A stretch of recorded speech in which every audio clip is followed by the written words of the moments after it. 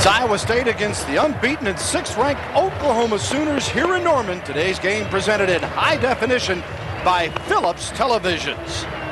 Bill Land, Joe Platt, Emily Jones, glad to have you with us here tonight as Paul Rhodes and the Cyclones coming off a real rip job by Utah last weekend and trying to recover and see what they can come up with here tonight. They are 3-3, 1-1 in the league, an impressive win over Texas Tech the week before, 52-38. And on the other sideline, Bob Stoops, 122 wins in his 12th year.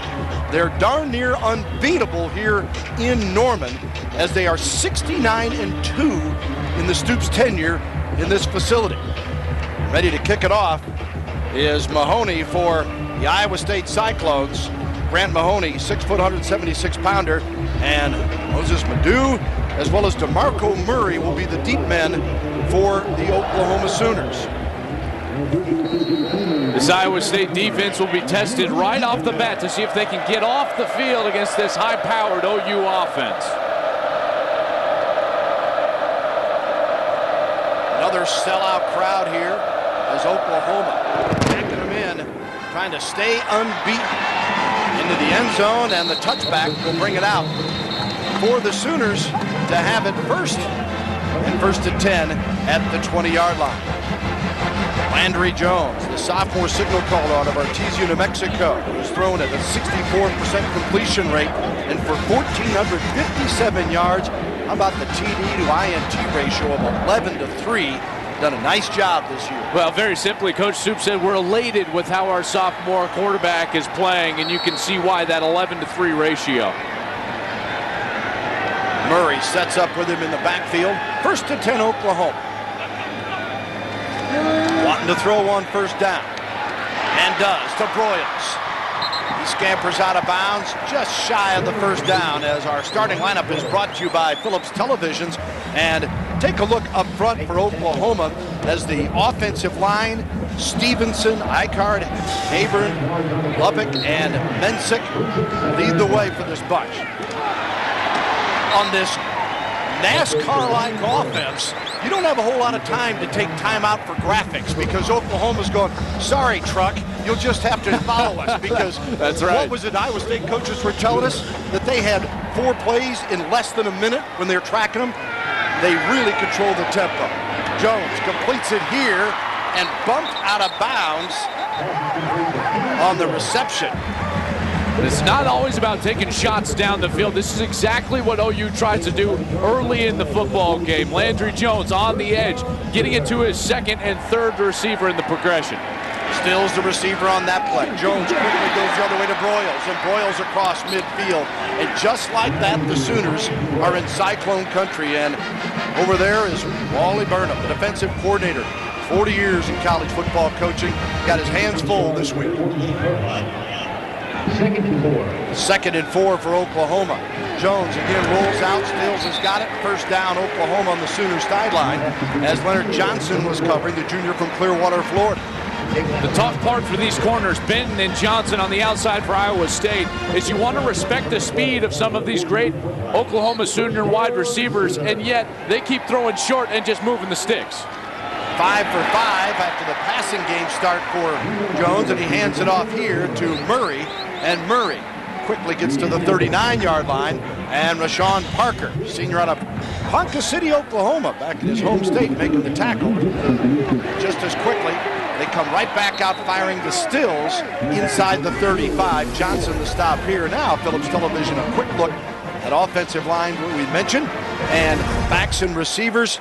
They've got a solid group here, and they're getting more from their fullback.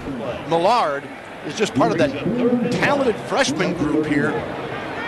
They've always had good fullbacks in the blocking position, but he's a guy that can receive the football as well as run it.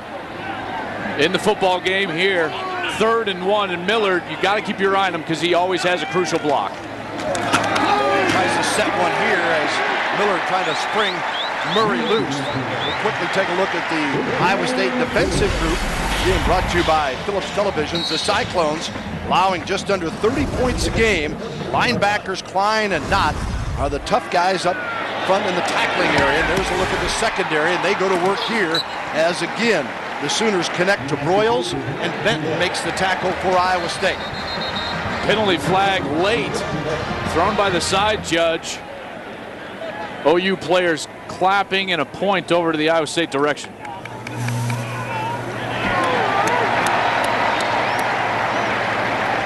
Paul Rhodes quickly trying to make an adjustment here in this opening possession at a lightning pace that Oklahoma is setting up. Just under 2 minutes, not even gone in the game, and here's Oklahoma with a penalty now. 1st and 10, just outside the 10-yard line. Landry Jones.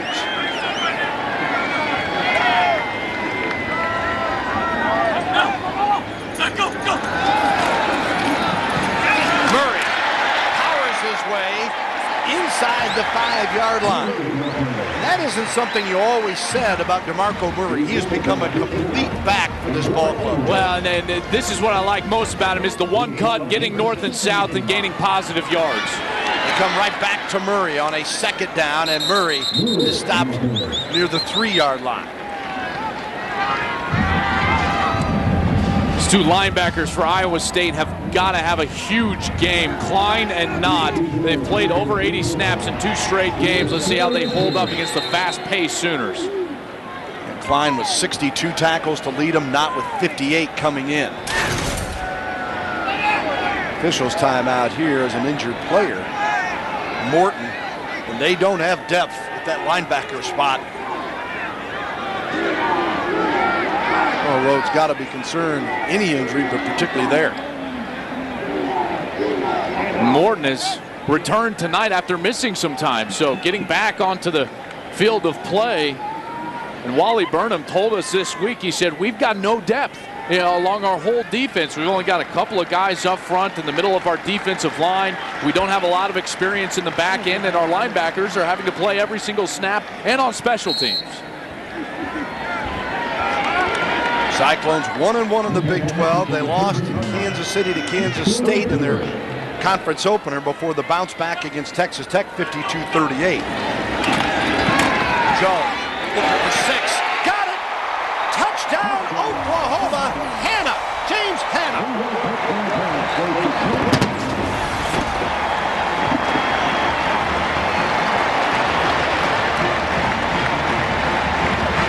Landry Jones kills you with consistency all the way down the field, and then drops an absolute dime in the corner of the end zone to Hanna, right on time, throwing on his feet. A great concept, inside receiver to the corner of the end zone, and Landry Jones right on time for an easy 6 for Oklahoma. Jimmy Stevens will come on for the point after. He is 11 of 11. And this one is up and good. And Oklahoma, precision-like work offensively. With 11:50 to go in the first quarter, Sooners 7-0.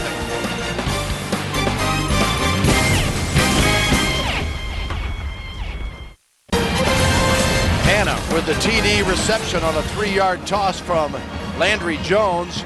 And the scoring drive, how about that? 12 plays, 80 yards. Jones was 8 of 8 for 53 yards. How about this for a stat? Under Bob Stoops, that is their 304th touchdown or score under 2 minutes. Efficient? I guess so. Tress Way will kick it off for Coach Stoops now.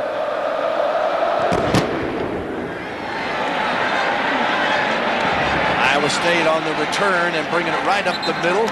Gets it to the 30, it looks like. We'll see where they mark the football as Lewis made the tackle on the play. Ronell Lewis for Oklahoma. And Iowa State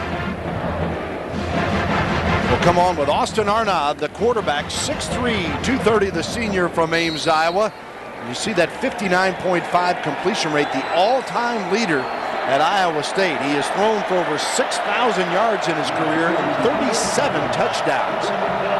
He's got his work cut out for him tonight against an OU defense that has not put up typical OU numbers, but is continuing to get better every week.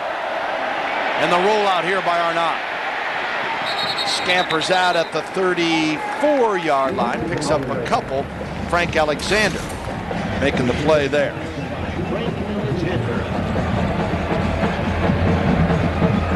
Sooners scoring first possession.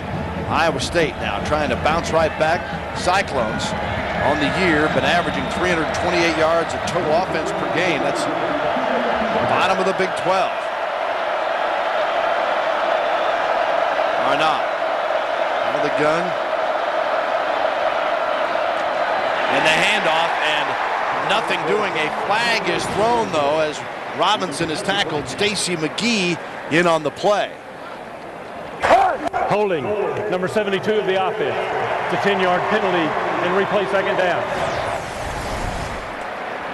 Just an inside rush from Stacy McGee, just beats the left tackle, Colecchio Simile, to the spot. That penalty was declined, so they'll bring up a third down and close to 11, just over 10 yards for Iowa State. This is where they struggled so much a week ago against Utah, 0 for 11 in these situations. We'll keep an eye on Alexander Robinson because he had a bit of a foot injury, and they didn't know how quickly he would respond this week. Don't know if that was any part of that problem on that handoff situation there. Arnott comes to Robinson. Robinson dragged down from behind. Good pursuit by Travis Lewis out of San Antonio. 6'2", 232, the junior out of Lee High School. First team all-conference pick last year. We had nearly 110 tackles. This year he's got 45 coming in. That was a great individual effort. They had the man-to-man blitz going against Iowa State. Great play call in the screen, and yet Lewis just beat everybody to the spot and made the tackle. Vanderkamp will kick it away. Freshman out of Des Moines. And driving it back deep. Broyles circles from the 5. In trouble. Breaks one tackle before he is out of play at the 11-yard line. Ryan Broyles on the return. Broyles has been averaging 7 yards per punt return. Sooners get it back up 7-zip on College Football Saturday.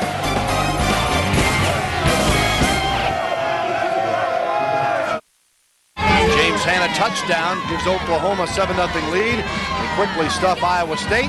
And now the Cyclones go back on defense. And Paul Rhodes, our Geico quote, if we play together 11 as one in all 3 phases, we can compete. It's going to take a huge effort here. Joe, you're just saying off the air, boy, you run into this Oklahoma team when they have the rhythm they showed in that opening drive. Yeah, it's very tough. It's very tough to face this team once they've found that confidence and momentum. Jones pitches it out here. Broyles. That'll move the chains. Like, yep, past the 21. David Sims making the tackle, the strong safety for the Cyclones, senior out of Gainesville, Florida. And again, the pace at the line of scrimmage, not even a sugar huddle. This is true no-huddle style offense, almost like a 2-minute drill, or what a lot of coaches are calling nowadays NASCAR tempo.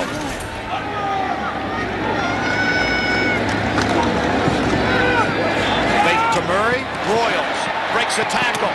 Knocked out near the 29-yard line. David Sims on the play. Our 1st and 10 line is brought to you by Phillips Televisions.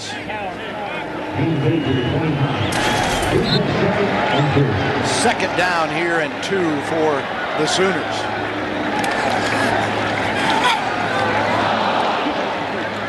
Murray slips as he tried to make the cut upfield at the 30. Going to be a yard shy of the first down. That's the one aspect of OU that I think needs to improve the most is their running game, the physical nature at the offensive line. And coming again, he dives, but I think his forward motion is stopped shy of the 30-yard line. It would appear to be a punt situation. Looks like they are going to potentially bring that punt team out, and here they come onto the field. But Jake Knott, number 20, and A.J. Klein, number 47 for Iowa State, in there again on the tackle. These are 2 guys that are going to be in most every single play for the Iowa State defense and doing a great job stopping that run and getting off the field on 3rd down, a huge key in this ball game for the Cyclones. Oklahoma to punt it away. Here you see Tressway back to kick, and it'll be Lenz on the return. Oh, whoa, wow, what a pop that was at the 32-yard line as Winchester with the big hit. We'll take a break, and after this timeout, we'll check in with Rick Renner for Academy Sports and Outdoors Game Prep.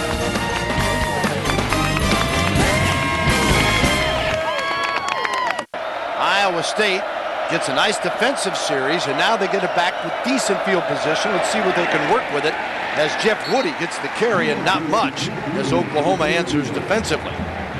The second time already tonight that Stacy McGee, number 92, from his defensive tackle position, has absolutely blown up the play for Iowa State. That's a great penetration play, gap control play from a defensive tackle.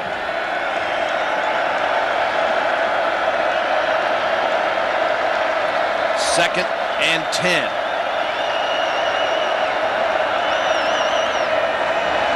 Austin Arnott steps into the pocket. Oh, just misses an open receiver.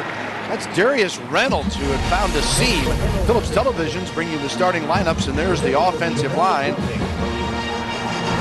And backs and receivers. We told you about Robinson. Be careful of the injury. Franklin is their leading receiver, as he comes in with 25 grabs for 279 and a couple of touchdowns. Boy, Arnott had Reynolds down the middle of the field, but was unable to settle his feet. That's a consistency that the Iowa State coaching staff was talking about they need from Austin Arnott. They need him to set his feet and make that throw. Third down and 10 for the Cyclones. Sellout crowd going loud here. Arnott in trouble. Escapes one tackler and then is hammered at the 36-yard line. And Austin Arnott brought down by R.J. Washington, as well as Stacy McGee. And there's a look, Phillips Television, the defensive line and the defensive starters for Oklahoma. Beal is just an absolute monster. Linebacker Ward is a vastly improved player. And their secondary, there's a couple of playmakers there. In fact, a whole group of them. And watch out when Jefferson plays that nickel or lines up as a linebacker. It comes in the freshman that Emily was talking about in the pregame comments. And Vanderkamp kicks it away here. Boyles will stay away from it. Takes a Cyclone bounce inside the 5. So, special teams in the kicking game. Iowa State is able to flip the field, and we'll see what Oklahoma does backed up inside its own 5-yard line as we send it down to Emily Jones after that 60-yard punt.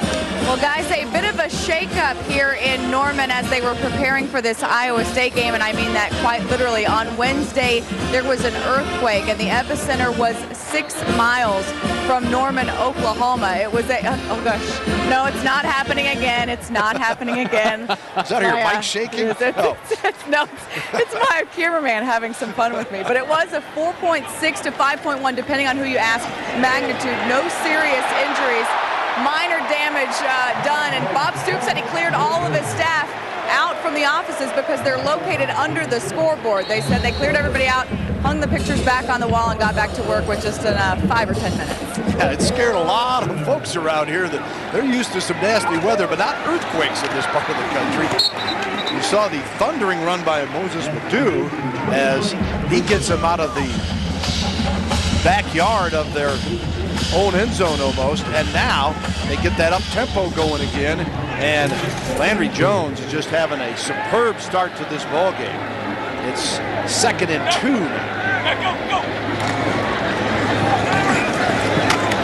Hand off here. Iowa State stiffens, but should have the first down near the 29-yard line as A.J. Klein makes the tackle on the play.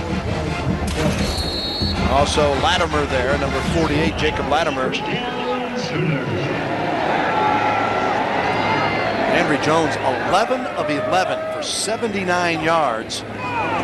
6:14 to go in the first quarter. Right across the middle, another open receiver, and another first down out to the 40-yard line as Oklahoma getting whatever it wants. Leonard Johnson makes the tackle, that time on Franks. Right over the middle, Landry Jones does a nice job of scanning the field, getting to his secondary wide receiver, Franks, and then ultimately completion over the middle. And they come back with DeMarco Murray, and Murray rolls to the 46-yard line before Klein makes the tackle.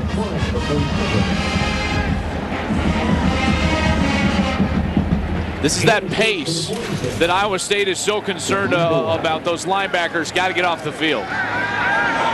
Jones going deeper this time. Oh my, what a grab! Broyles with a sensational catch. Talk about Velcro hands. his hands, the athleticism, the vision to go up, catch the football in your hands, come down with it, secure it through the end of the catch, and then again Oklahoma at the line of scrimmage with the fast tempo. And this one just off the hands of Franks.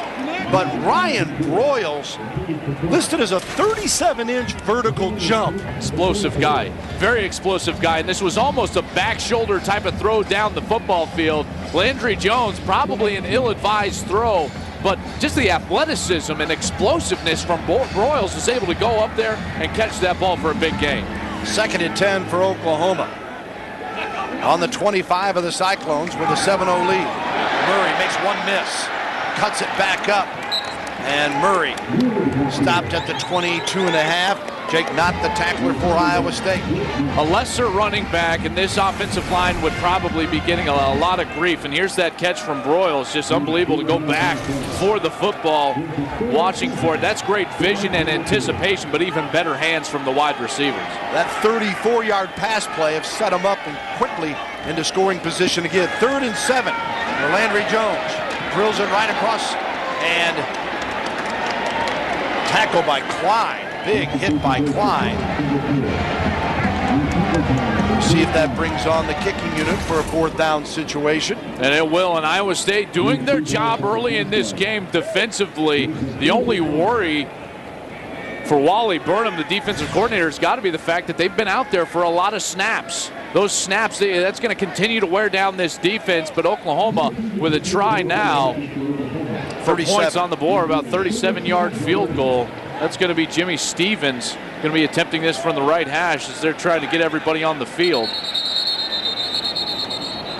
Now, Oklahoma calls their first timeout, 32nd timeout. Oklahoma was going to get a delay of game there as they were late getting a player on, and Bob Stoops, you know, that burns him, that he's got to burn a timeout here as the Sooners call timeout, or they'd have been pushed back another 5 yards. It's a 37-yarder coming up for Stevens. This defense for Iowa State, it's going to be led by A.J. Klein, their middle linebacker. He's in on almost every tackle. What I love about him is he plays with such a great base. He's fundamentally sound from the linebacker position, and he's a smart player. A football IQ is a coach's dream, especially at the middle linebacker position, dropping into the correct zones, and usually that's where a middle linebacker can make his hay, is if he understands his responsibility within pass coverage, which A.J. Klein definitely does. Now the 37-yarder by Stevens. Plenty of distance, as best as 42 this year, and it is good as Stevens now 4 of 5 in the field goal game on the season. He has split the kicking duties with Patrick O'Hara, and Stevens tacks on 3 more for the Sooners with 4:13 to go. First quarter here in Norman at Owen Field.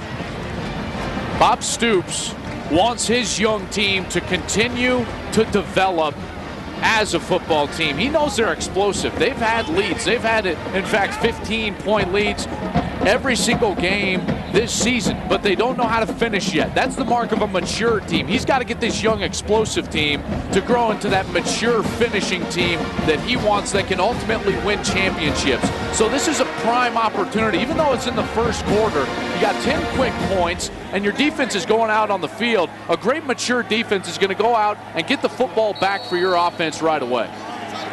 Yeah, the Sooners, we look at those defensive numbers. They're allowing 411 yards total defense. That's 11th in the league, and they've been giving up 22.8 points, which isn't too bad. That's in the middle of the league, 56 nationally. But they haven't finished in the fourth quarter of some games, and that has allowed some people to stay a little closer than they would like.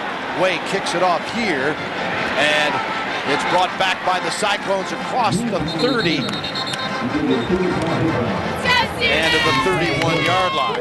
On the return was Johnson, and we may see some more Johnson in the backfield as he's picked it up running-wise this year. Let's send it back down to Emily Jones. Well, guys, and an interesting challenge for Iowa State. For the 3rd straight week, they're playing a team that's had a bye the week before. The results so far, a win over Texas Tech, and then, of course, that loss to Utah. OU coming off that bye week after their win in the Cotton Bowl over Texas. So their opponents with some extra time to prepare for them the last few weeks.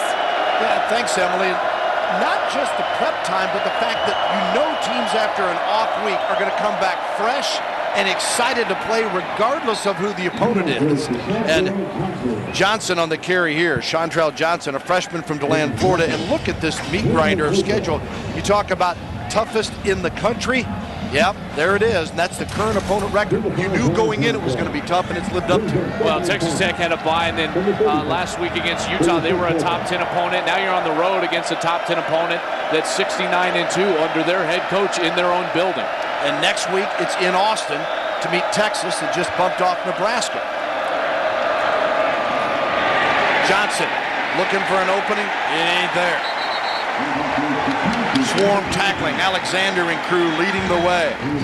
Pursuit defense from Oklahoma. As soon as they stretch this out east and west, or horizontally as I call it sometimes, they're going to get you because of the speed and athleticism, not only of their front four, but the second level at the linebacker position. Tom Ward, very good. Clearly Travis Lewis, one of the better ones in the country. And then their secondary, I think an underrated secondary in the Big 12. Austin Arnaud, difficult situation here, facing a 3rd and 11 from the 30. Cyclones down 10-zip. Arnaud going to keep it. Still looking. And completes it for the first down in Oklahoma territory. Nice job done by the receiver, Jake Williams, to stay into the play as Travis Lewis had put the pressure on the quarterback. Austin Arnaud does a sensational job of understanding where he is on the football field.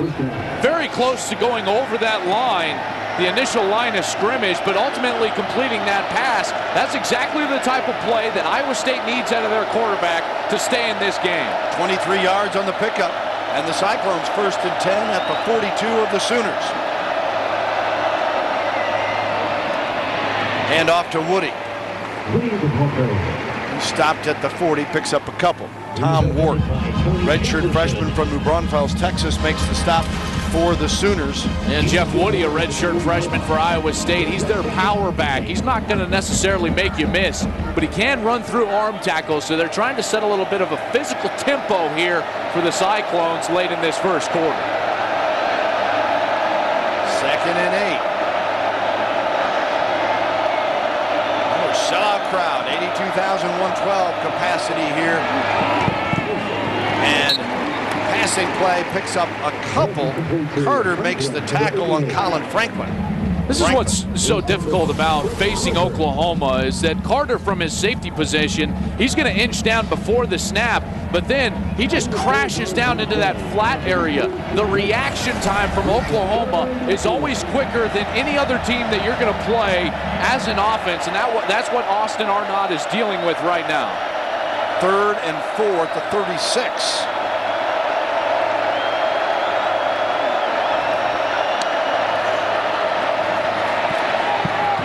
Incomplete. Flag thrown in the secondary. I think they're going to get the great true freshman Tony Jefferson on a hold. He was on the right side of the offensive formation guarding the slot receiver, Darius Darks. That's the direction that flag was thrown in. Holding, number 28 of the defense. It's a 10-yard penalty and an automatic first down. Actually called that on Travis Lewis. Travis Lewis is the player that said earlier this week, we want a shutout. Brent Venables, the defensive coordinator, said, well, good, let's go get one, because they're threatened right now. Last year they had 3 shutouts. This year their defense has given up some big plays. They've been solid and sound for most of the game, but big plays have been the ones that have hurt. Only 2 down linemen now, even with 2 backs in the backfield. 1st and 10 at the 26, 106 to go in the first quarter. Not much happening for Arnaud and crew that time. Alexander and Lewis, the tacklers for Oklahoma. And Alexander and Lewis actually brought Arnaud to the ground, but Tom Ward is who made the play for Oklahoma's defense, number 21, the redshirt freshman out of Texas. He played great backside defense from his linebacker position, not over pursuing over the top of the option. Austin Arnaud was looking for the cutback lane, but there Ward was securely sound, fundamentally sound in his positioning, and ended up making the play. Yeah, Ward, 10 tackles against Texas. This is a guy redshirted last year because he was injured. Played very sparingly. He's really come along quickly, taken over with the injury to Box. And again, OU's defense, Travis Lewis leading the way. Tackle on it, and it's going to be well, we'll see if we get into the playoff this quarter or not. Lewis working against the center, Ben Lamock, in the middle, and he sheds the block extremely well. We see Oklahoma all the time working before the game with Brent Venables, the linebackers. They get into blocks and then they shed them. They're constantly shedding away from blocks. And right there, Travis Lewis does a great job, brings him down. Now it's a big third down for Iowa State when we come back. Oklahoma in control, but Iowa State trying to get on the board. You're watching Big 12 College Football Saturday, presented by Academy Sports and Outdoors.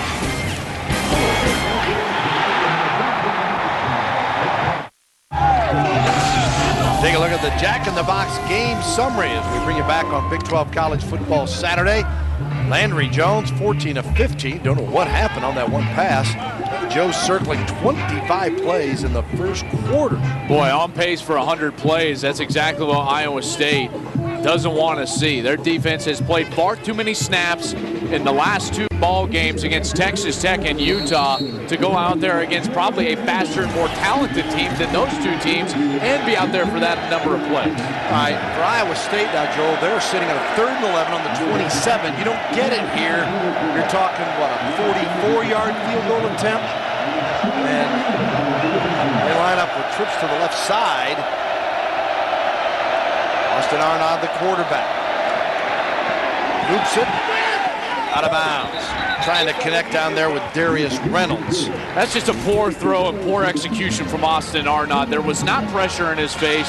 The pocket was not collapsing. Tom Ward blitzed from the top side, but he retreated and threw a fadeaway fade out of bounds. No one's going to catch that inbounds. That's exactly what they're talking to him right now about, and now you got to attempt a 45-yard field goal. Sometimes you got to stand in the pocket, try to deliver an accurate ball down the field, and take one in the mouth. That means Grant Mahoney, the junior from Marion, Iowa. He's booted a 52-yarder last year. His longest this year is 46. This one from 44, and no good. So Mahoney goes to 7 of 10 on the year in field goals, and Iowa State remains scoreless, 10-0 Oklahoma.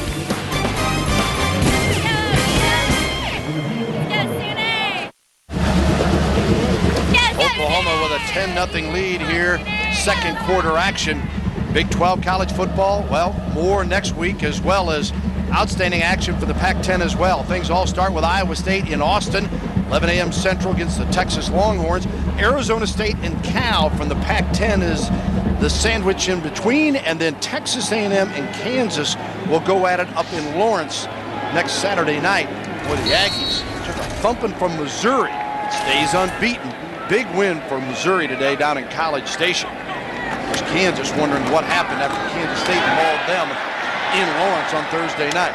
Here is Murray to get them going on a 1st and 10 after the missed field goal attempt. Patrick Neal makes the tackle for Iowa State. DeMarco Murray coming in number 9 in rushing yardage in OU history, 3,022 yards.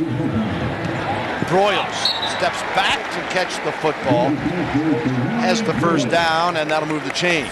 Go back to that running play, and what I like so much from Murray is he presses the line of scrimmage, and then he cuts back. He waits to get into the line of scrimmage, creating that cutback lane before he actually puts his foot in the ground and cuts back. That's a mark of a great zone scheme running back. Good vision, and then the ability to press the line of scrimmage and explode backside. He just needs this offensive line to continue to get a rhythm and play more physical. Their pad level's too high. They got to bend their knees and stop bending their hips and try to get that line of scrimmage won. Murray just picks up a yard there, 2nd and 9. He averages 110 a game. That is 18th nationally. Pitch and catch to Broyles. Effective in the first quarter. Broyles having a big night. Broyles, the leading receiver, with 46 grabs for 518 and 4 touchdowns coming in. And he moves the chains again as Sims and Washington make the stop. 10 yards on the pickup, and quickly Landry Jones goes to work, going deep this time for Broyles. Right there defensively, Leonard Johnson for Iowa State. Great D from Leonard Johnson, staying between his man and the ball. Landry Jones trying to go for broke there, all the way down the left side. That's a far throw all the way from the opposite hash to try to get that ball all the way on the go route to Ryan Broyles. I like the idea. It was a good pass, just better coverage from Leonard Johnson. Johnson, terrific play in Oklahoma. 2nd and 10 at midfield. Jones, a strike across the middle, and picks up around 9 on the play. And Miller, the receiver, Trey Miller, the freshman from Columbia, Missouri. I can't get over how talented this guy is. He's a fullback, yet he's out on a wide receiver route running a curl. Again, Oklahoma, quick hitter, and has the first down across the 40 down near the 39-yard line is DeMarco Murray. Murray coming off a huge effort in that Texas game 2 weeks ago. 115 yards, 2 scores, caught 4 passes, 31 yards. And that tightrope run down the sideline. Jones going for 6. Broyles, touchdown Oklahoma. Oh, mama, what a play.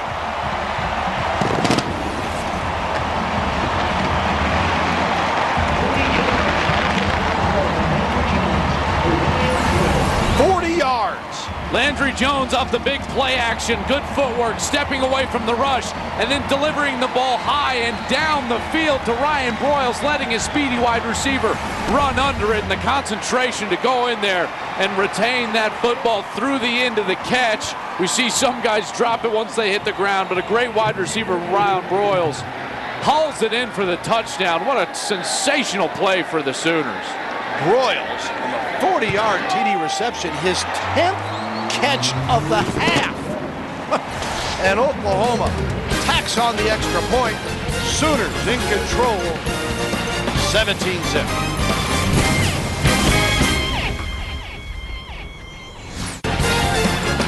Full house on a beautiful night here in Norman, Oklahoma, enjoying the 6th-ranked and unbeaten Sooners start 17-0. Now they said officially a 39-yard pass play to Broyles. And Broyles, with his 10th reception, has tied an Oklahoma record for most receptions in a half that was set by Iglesias, King Iglesias, in 02. I beg your pardon, in 08. And we still have 13:06 to go here in this first half. Here comes Johnson on the, I beg your pardon, on the return. Let's take another look at that touchdown. You know, we take a look in the throw. I love how Landry Jones steps under the throw, and then you can tell he kept his eyes on the wide receiver.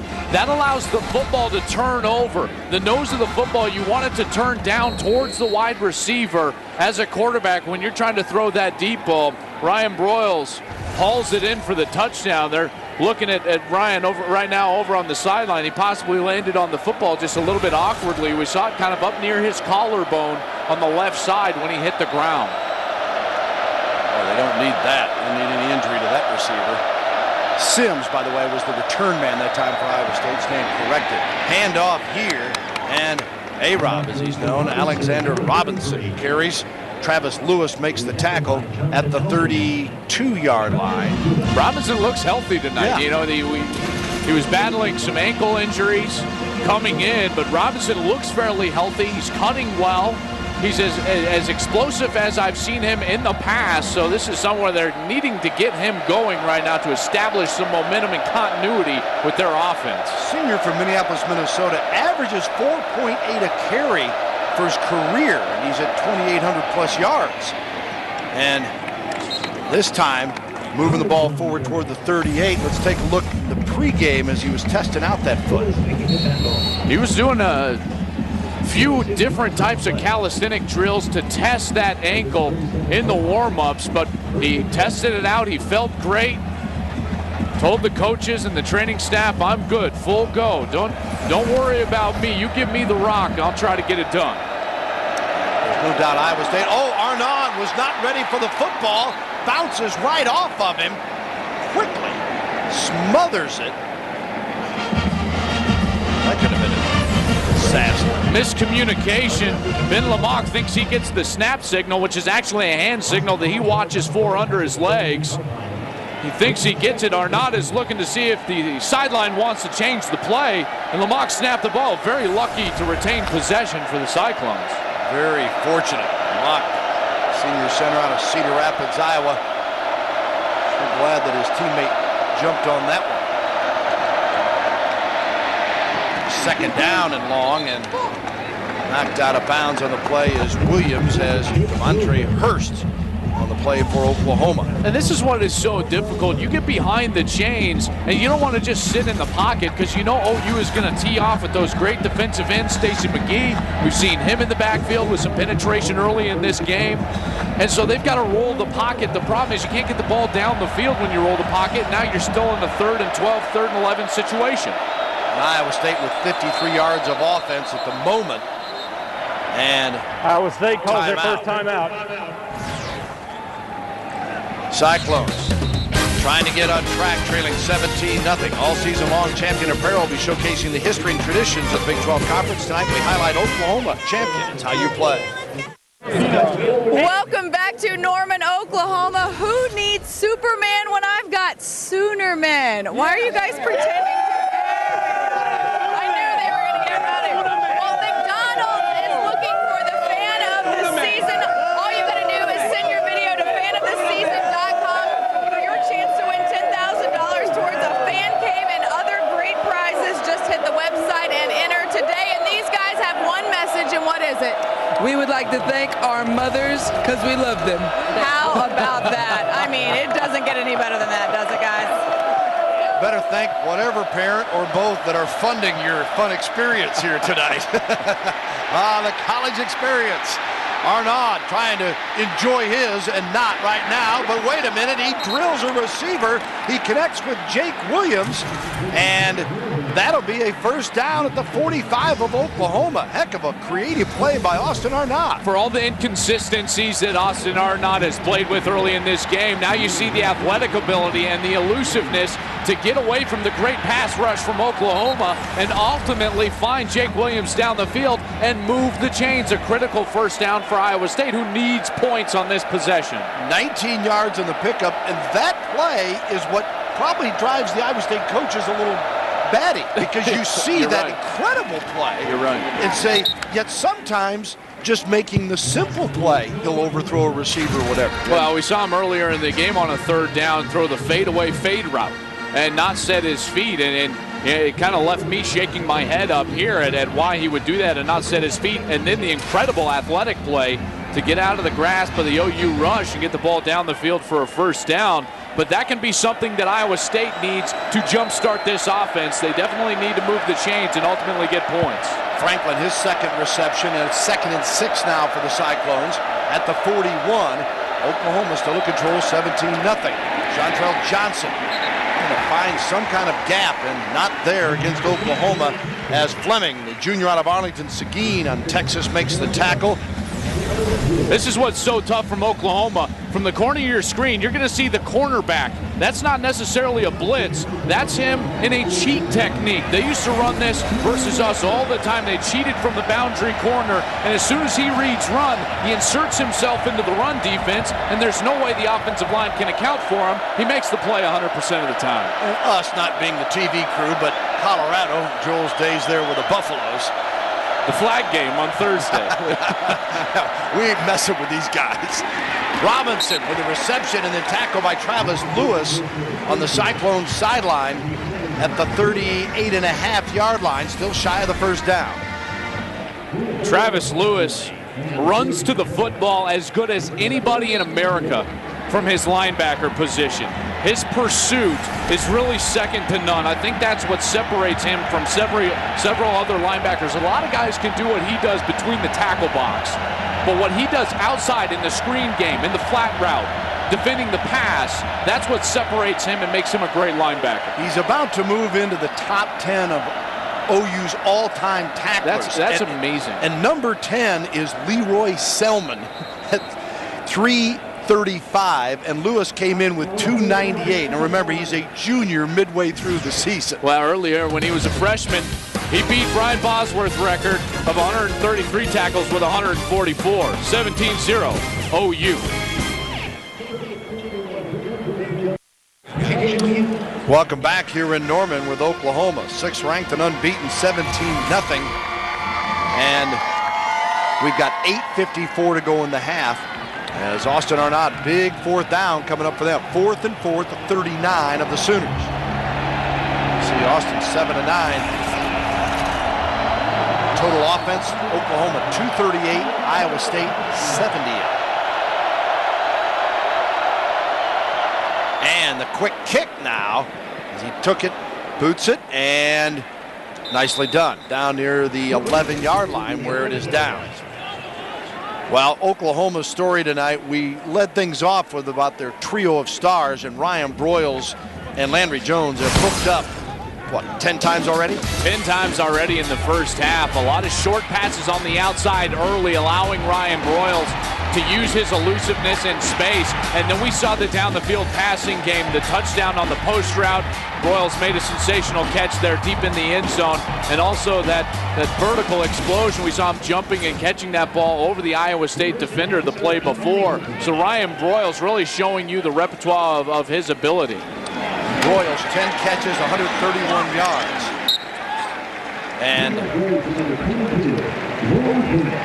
here's Roy Finch, who we were wondering if he would see action tonight. Finch is another one of those young players they're very excited about, and he is a freshman from Niceville, Florida. He's got great speed, 5'8", 180 pounds, his first action as a Sooner. And you see that speed and that elusiveness. This is a guy, if you can sense a buzz in the stadium, it's because everybody has been waiting for Roy Finch to play football for Oklahoma. This is his first action, now his second carry. You see the explosiveness. He's built like a rock. The only question is Bob Stoops doesn't know how much of the offense he actually grasps. So this is a good position for him to be in. Just give him the football and get out of the way as he again bursts right up the middle to the 46-yard line. How about the offensive line? I mean, anybody could have run through that hole. You could drive a truck through that. Roy Finch gets north and south and gaining positive yards for Oklahoma, but good explosion out of the backfield from the youngster. 18 yards on that pickup. Boy, how jacked is he? Now they go back to the passing game, complete to DeJuan Miller, and Miller is stopped at midfield to put him with the 49 of Iowa State. First and 10 line is brought to you by Phillips Televisions. 7:28 and counting here in the first half. Sooners trying to tack on more to a 17-0 lead.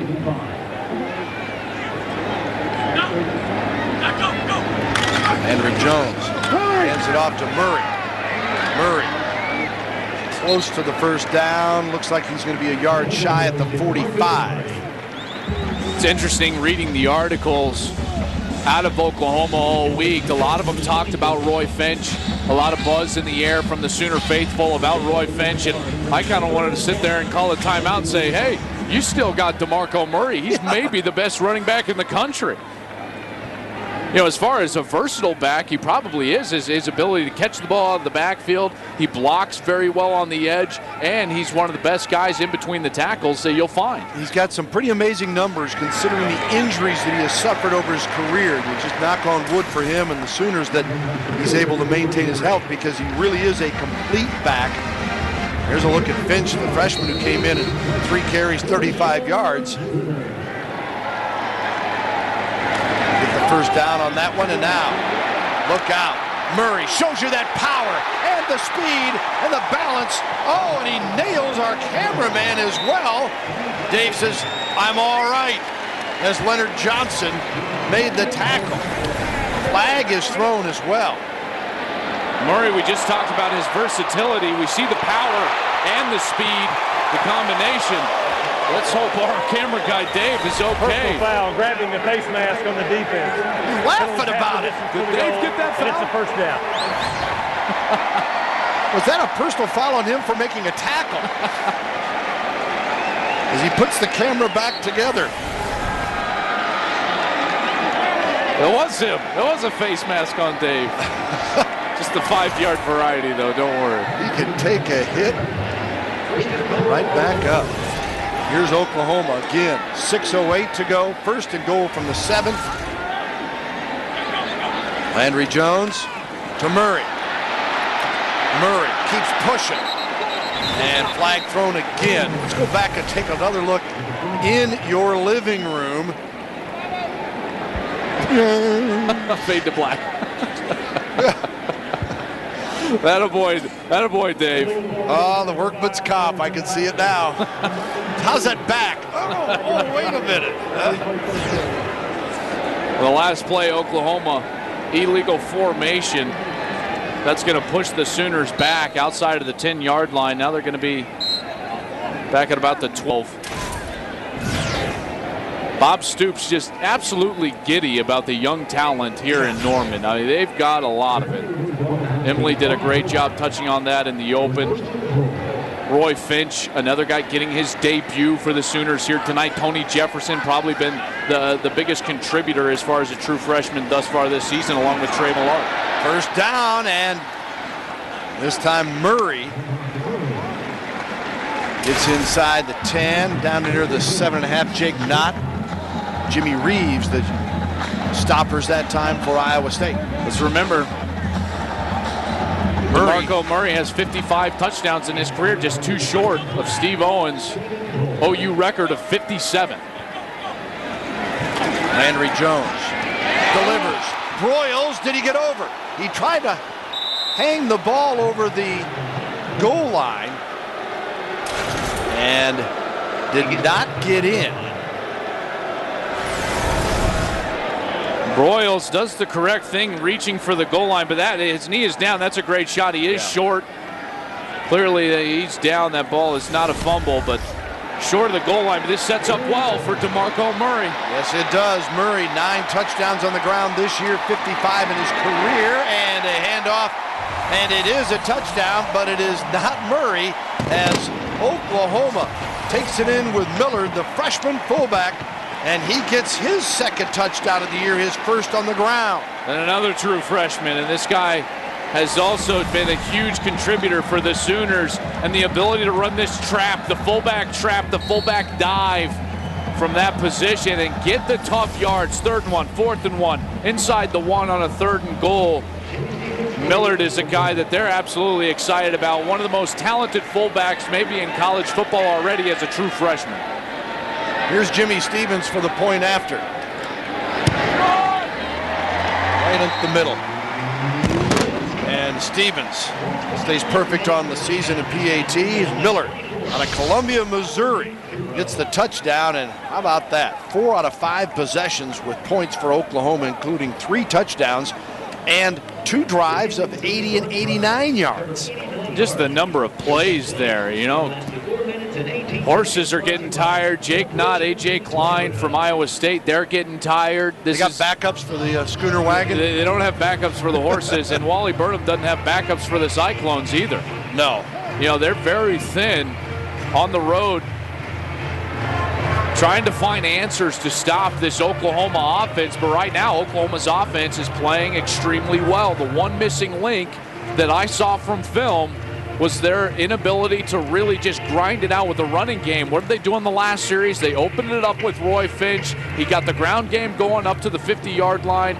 Murray with a terrific run down. Dave tackles him out of bounds. And ultimately, it was just a methodical running game drive, getting the ball into the end zone for Oklahoma. And that's scary for opponents like Iowa State, or even future opponents like Missouri next week for Oklahoma. Making things shake here tonight, as Iowa State has felt the effects. And, got to come out now as Johnson, indecision.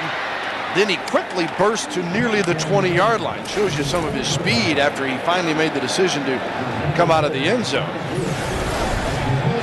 You do not want to hesitate on the kickoff. You want to run with patience, but you don't want to hesitate. This is no man's land for a returner, but he does his job after that point, just trying to get north and south and getting that ball back to the 20-yard line. He almost got there. Ball's at the 19 as they attend to a Sooner down on the field. And that is Ronell Lewis. Another great young player for this team. He's a sophomore. Played 8-man football in high school. Josh Heupel went to a small town in Oklahoma, and he was just going to speak at an FCA event down there, and he ended up watching a football practice of an 8-man football team, and he saw this kid flying around, and he said, man, that kid could play for us. And they started recruiting him. His high school out of DeWar, Oklahoma, ended up playing regular 11-man football his senior year, but this is a guy that they've been very excited about in Norman. Already 1.5 sacks on the year. He's recovered a fumble. As they look at his knee, let's hope that this is not too serious, because he's a guy that, as he continues to grow into his body, he will probably move down to a defensive end position as he continues to go as a junior and a senior. He's been an outside linebacker. And athletically, he's got a strong suit. Yes. He had 10 tackles in the Texas game last weekend, and it's again after only playing 1 year of 11-man football in high school. Then you come in here, he's catching on quickly, and hopefully he will be all right. You see him feeling around the knee, you just can't help but be concerned. We're going to try to take another look and see where Ronell Lewis, he's right in the middle of your screen, and he goes down. No one's actually hitting him, but he's trying to change direction. That's where you get very concerned for those ligaments within the knee, which is the knee they were looking at, the right knee of Ronell Lewis. So let's hope it just gave way, but he is going off the field awfully gingerly. Iowa State following that kick return, and 1st and 10 on the 19. 4:24 to work with here in the second quarter. The Cyclones just trying to get on the board, keep their defense off the field from them. The total yards graphic is absolutely unbelievable. Over 300 for Oklahoma already, not even 100 for Iowa State. Stopped at the 23-yard line, Arnaud. Travis Lewis making the tackle that time as the Sooners stiffen, and it'll be a 2nd down and 6 coming up.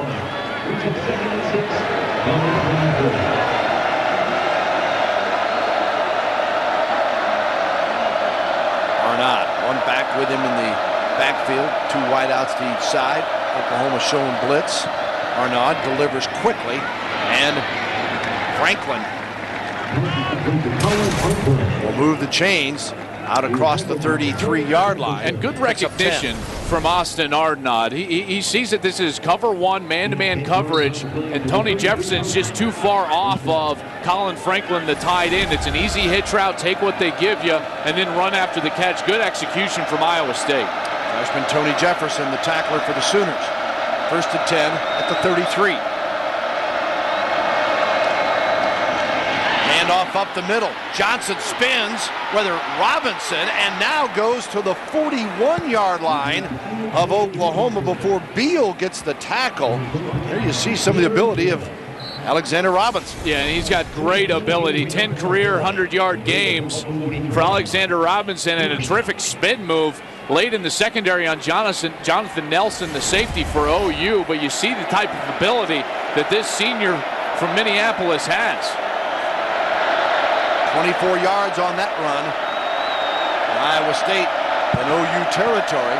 Clock's still not a big problem. 2:56 to go. That defense is, though. Arnaud just unleashes it. Yeah. Bob Stoops going crazy. This is gotta going be to be grounding.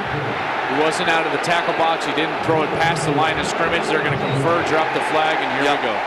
Alexander McGee giving chase. Intentional grounding by number 4 of the offense. So loss of down at the spot of the foul, and it's 2nd down. Austin Arnaud in the tackle box trying to get out. He was just a couple of yards outside of the hash.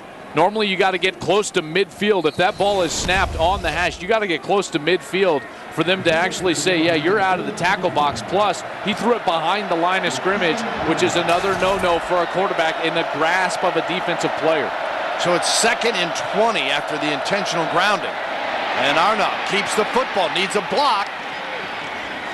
Didn't get much help out there from the wideout Reynolds. And he does get back to the 41. Boy, great play call. They go cover 0. There's nobody in the middle of the field, and they just ran a quarterback draw. I mean, that's great anticipation from the play caller, Tom Herman. offensive coordinator for Iowa State, to catch OU, trying to get them even further behind the chains. Now they got a bunch back, and you're in at least a more manageable situation at 3rd and 8. Cyclones. 3rd and 8 at the 41. Arnott unloads, nearly picked off. He was trying to connect with Darks, and there's Jefferson. Washington put the pressure on Arnott. He's been man-to-man all night long, and you see the type of coverage ability that Jefferson has on the outside. Just a true freshman. I know Iowa State's probably hoping for a flag there, too much contact with Darius Darks. But Jefferson, just a smothering defender on the outside. Love the way this guy plays defense. Cyclones going for it on a 4th down and 8 with 2:02 to go in the half at the 41. Arnott, a little bit of time, and cannot connect with Franklin. So Oklahoma will get possession. Great field position at the 41, and 1:57 to work with. And Brent Venables has got to be happy with his defense, because he has affected the mindset of the quarterback, Austin Arnott, on the other side. Austin Arnott is not settling his feet. He's not throwing in rhythm, and you can tell by when you throw the ball too quickly and it's overthrown. That means your heart rate is too high. You're not settled as a quarterback. He's got to settle down and allow the game to come to him if they've got any chance to get back in this game here in Norman. Landry Jones. Looks over to Murray. And Murray across midfield to the 46 of Iowa State. I love what Landry Jones does of continuing to invite the rush upfield and allowing them to get out of the way so that Murray doesn't have to contend with them on the backside of that screen pass. And now another quick completion on the outside as they get it to DeJuan Miller, the junior from New Jersey, who's another sensational kid on the outside, 6'4", 221 pounds. But again, the tempo, this NASCAR tempo. 13 on the first pickup. They pick up about 5 on the next pass play, and then Stills quickly grabs it, gets out of bounds, stops the clock. Here's what's coming up in the McDonald's halftime report. Rick Renner, Pat Jones in the studio. A lot of action, top 25 and highlights. Of course, Texas knocking off Nebraska, Ohio State and Wisconsin. Big battle up at Camp Randall going on. They'll have it all in the McDonald's halftime show. Earlier today, you might have seen Texas A&M lose at home as Missouri stays unbeaten. They're home now, waiting for Oklahoma next week in a huge matchup up there. Across the middle, Broyles. And Broyles inside the 10-yard line as Jake Knott makes the stop. Landry Jones is going to have unbelievable statistics in this first half, but that play alone was made completely by Ryan Broyles, adjusting to the football on his back hip and spinning all the way back to catch that ball. 161 yards receiving for Broyles on 12 receptions now, which is a new Oklahoma record for a half. And look at Jones and his productivity in the stat you just saw. Going to work again and complete to Broyles at the 7-yard line timeout. Let's go back to that play. And DeMarco Murray, how about the block on the inside? The NFL scouts are going to love to see the ability of not only recognition as far as the defensive alignment, but also the physical nature to get him down, and then the adjustment on the outside, stopping on a dime, reaching all the way back, extended arms, showing his great hands. We've seen that a couple of times from Broyles. These two guys are just showing you, this is almost like a highlight film for this at the next level. They're just showing you why they could be possibly first, second round type draft picks. Broyles is having a good month in a half. I mean, 13 catches tonight and 43 seconds to go. Oklahoma with a 24-0 lead and sitting right on the 6-yard line. It's just such a problem for a defensive coordinator. Wally Burnham probably sits there and says, okay, you know, Jones is in too much of a rhythm. Let's try to blitz him. Well, he's got too many weapons to go too quickly, and so it's hard to blitz him. So you sit there in coverage, but you can't get a pass rush. It's just such a problem facing OU's offense. Even Texas last week had problems getting lined up against Oklahoma. That's how good the Sooners are when they get this offense rolling, as Murray just a yard shy of the end zone, Knott and Benton there. And Oklahoma using its last timeout. It's 3rd and goal. I'd like to see this ball go to Murray. What a sensational career he has, and obviously Wally Burnham's going to try to come up with some sort of defense that is sound and run responsibility now inside the 1, because this ball is probably going to go to Murray. We've seen Millard be successful on short yardage runs, but I want to see it go to Murray because he deserves touchdowns at this point. He's played far too good for this program and done more for this program than a lot of guys have, scoring 55 touchdowns. I know Steve Owens is in the house here at Owen Field tonight. He wants to see Murray get in the end zone possibly a couple of times and at least tie or potentially break his own mark. So Murray's sitting on some very prestigious marks here for the Oklahoma Sooners, now at the 1-yard line, trotting back on the field. He's second in all-purpose yardage career-wise with 5,500 plus, and he's running tonight for over 70 yards already here. And Murray dives into the end zone. Touchdown, Oklahoma. And Murray, it's number 56, one away from tying Owens. The straight ahead fullback lead ISO play inside the 1. It's a physical play, and the explosiveness of Murray going up and over the offensive line and defensive line into the end zone. This offense has clicked on all cylinders in the first half tonight. And Stevens comes on for the PAT with 32 seconds remaining. And it is good. DeMarco Murray, the Sooners. Watch out, Steve Owens. Look at that. Billy Sims with 53, Owens 57. That's some very special company, as DeMarco Murray with 56 touchdowns, and this is game 6 of the season. So he's got a long way to go well past that mark. Let's take another look at number 56 for DeMarco Murray, the senior from Las Vegas.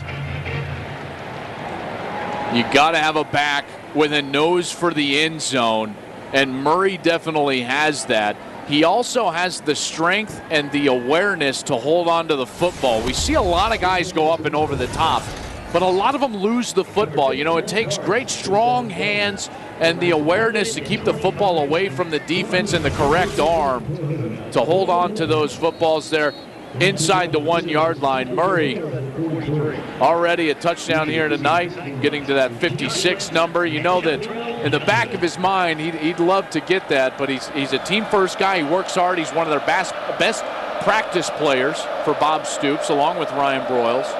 But you know in the back of his mind, he'd love to get that next touchdown and possibly a second one and pass Steve Owens.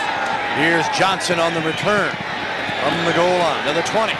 Johnson need a block, spins, flag is thrown as he tumbles out of bounds about the 37-yard line.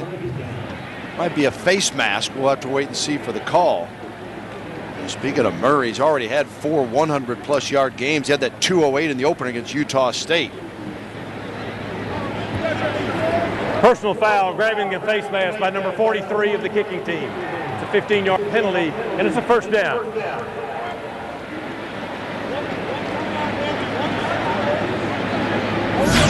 So Iowa State moved the football out. 24 seconds to go, Joel, and they at least will have the opportunity to maybe take a shot or two here. Yeah, you bet. They've got a timeout. The clock will stop if they are able to move the chains, and they're only going to need, I'd say, about 20 yards, maybe a little bit more, to get into at least manageable field goal range. And Paul Rhodes is interested in field goals at this point, but we'll see. Arnott. He escapes a bunch. Now decides to just keep the football and make the best of it, and he is tackled at the 44-yard line, and a timeout is called. Iowa State calls their final timeout. 12 seconds remaining in the half. Tom Wart finally corralled him.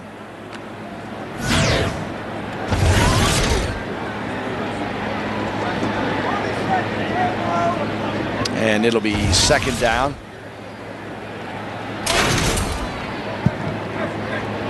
Paul Rhodes, not what he had planned on this night being like, but he certainly knew the chore at hand in Oklahoma. I mean, Oklahoma looks like a team that is fresh, Joel, and excited to just be back on the football field. The momentum of getting the big win down in Dallas against Texas, a week off. It wouldn't have mattered who the opponent is. I think they were going to be ready to go tonight. Well, and when you win that game down in Dallas in the Cotton Bowl, whether you're Texas or Oklahoma, you know that you've got big things on the horizon, and their team is playing like it tonight. Franklin steps out of bounds with 7 seconds to go at the 37-yard line. Now, Bob Stoops is unbeaten in his tenure here after the Texas game. So 7 seconds to go. First down, not the big deal. And Arnaud going to try to get one more and finds Franklin again to get out of bounds and see if they can get the field goal. They've got the guy with a leg in Grant Mahoney, as Mahoney was one of 3 in the nation last year that had 3 50-plus yard field goals that were successable. Missed a long one earlier tonight. Yeah. Not by much, though. It's a good kick. Just missed the left upright by a hair. And this is a 50-yarder. So can he do it for the first time this season? He is 7 of 10 on the year, as long as this year 46. Going for 50 and not going to make it. And that ends the first half. It was domination by the Oklahoma Sooners. They blitzed them on their opening drive and did not let up, as the Sooners with a 31-0 lead. And somebody get the traffic light out, would you?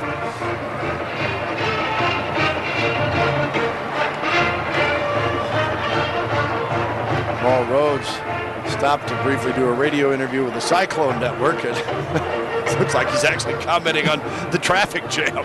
I don't know. But it was a clear path to the end zone for Oklahoma on many plays. Here's Bob Stoops with Emily Jones. Wants to remind all Senior fans to always buckle up. Well, we'll hang on just a moment because Coach Stoops had to move away. Now I think we're set. Emily? Yeah, Coach Stoops giving some final instructions to his coaching staff. Getting off the field. There you go. Let's just talk about the performance of Landry Jones, 25 of 27 to start the first half. The guy's talented. He's really coming of age the more he plays, and he's been playing well. He's had a bunch of good football games. And the receivers are making some excellent catches for him, and we're running the ball too. It helps when all that's going well. The offense not the only phase getting it done. Is this the most complete half your team has played? Definitely, but we got to keep building, and we need to play well in the second half. Coach, thanks for the time. We appreciate it. Time now to pitch it to a break. When we come back, the McDonald's halftime show from the studio.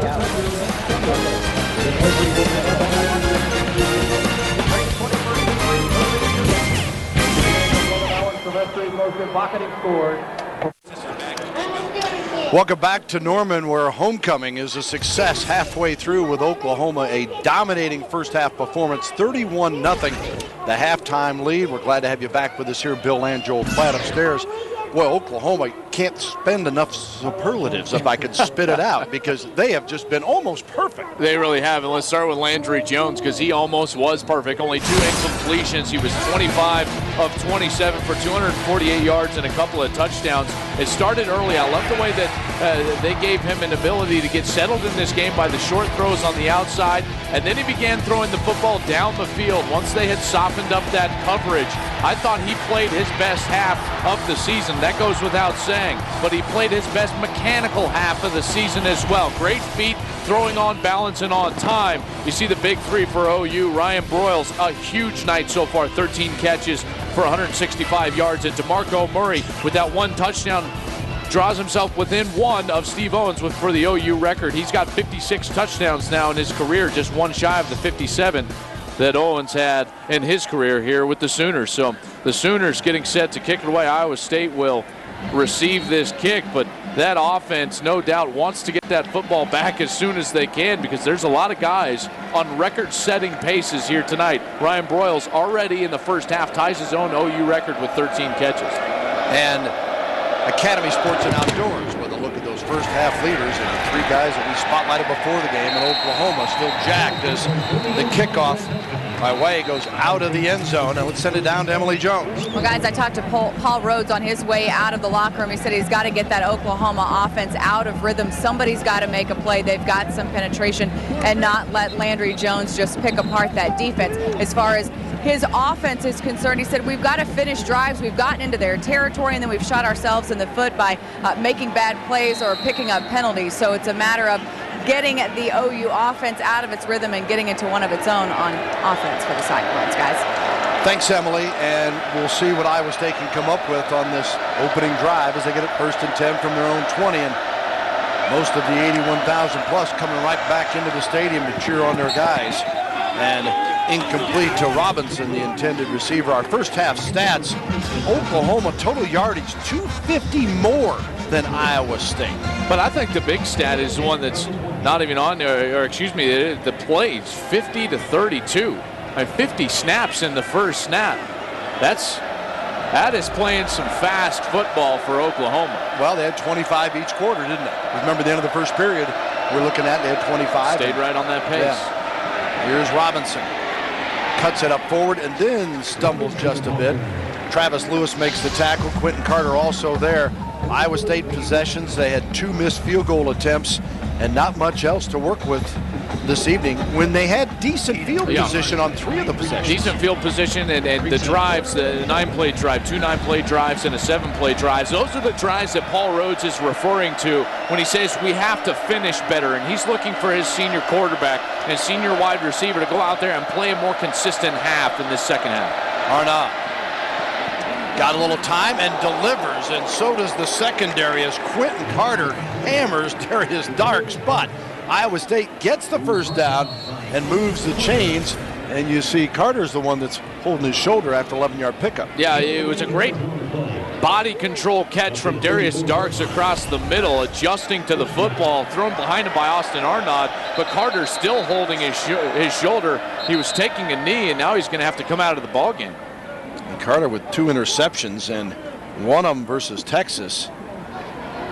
He's a guy they can ill afford to lose in that secondary. I know that they've got great young talent, but he is a physical specimen in the secondary, and he's also one of the leaders on defense. He's a great practice player.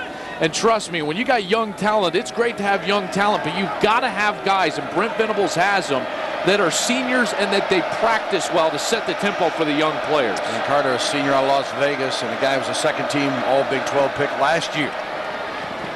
This one complete to Johnson, and then rushing up out of the secondary is number 3, Jonathan Nelson.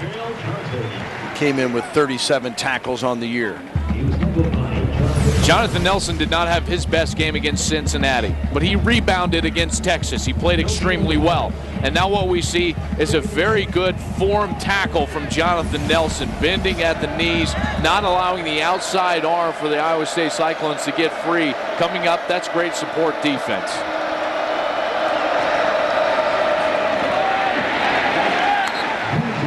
Nothing doing for Johnson as Lewis again there to make the stop.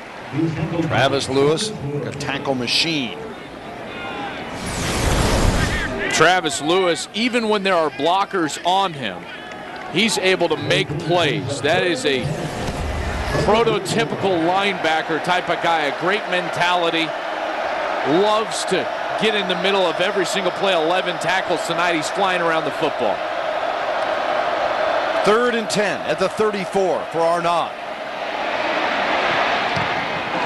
Incomplete and nearly picked off as Demontre Hurst, sophomore from Lancaster, Texas, was there to knock it away. They play field and boundary corner, and by field I mean wide side of the field, and Demontre Hurst is their field corner, which means he's always in space. He's usually got to run large distances with the wide receiver. He's a great cover corner, and he showed us on the last play his ball skills, getting in front of the wide receiver and batting that ball down. And be forced to kick it away. Kirby Vanderkamp averaging just under 44 yards a boot. Gets a great one here, and it is down inside the 5-yard line. It'll be at the 4-yard line. Great kick again by Vanderkamp, trying to give him a bit of a boost with it 31-0. Boots 160 yards.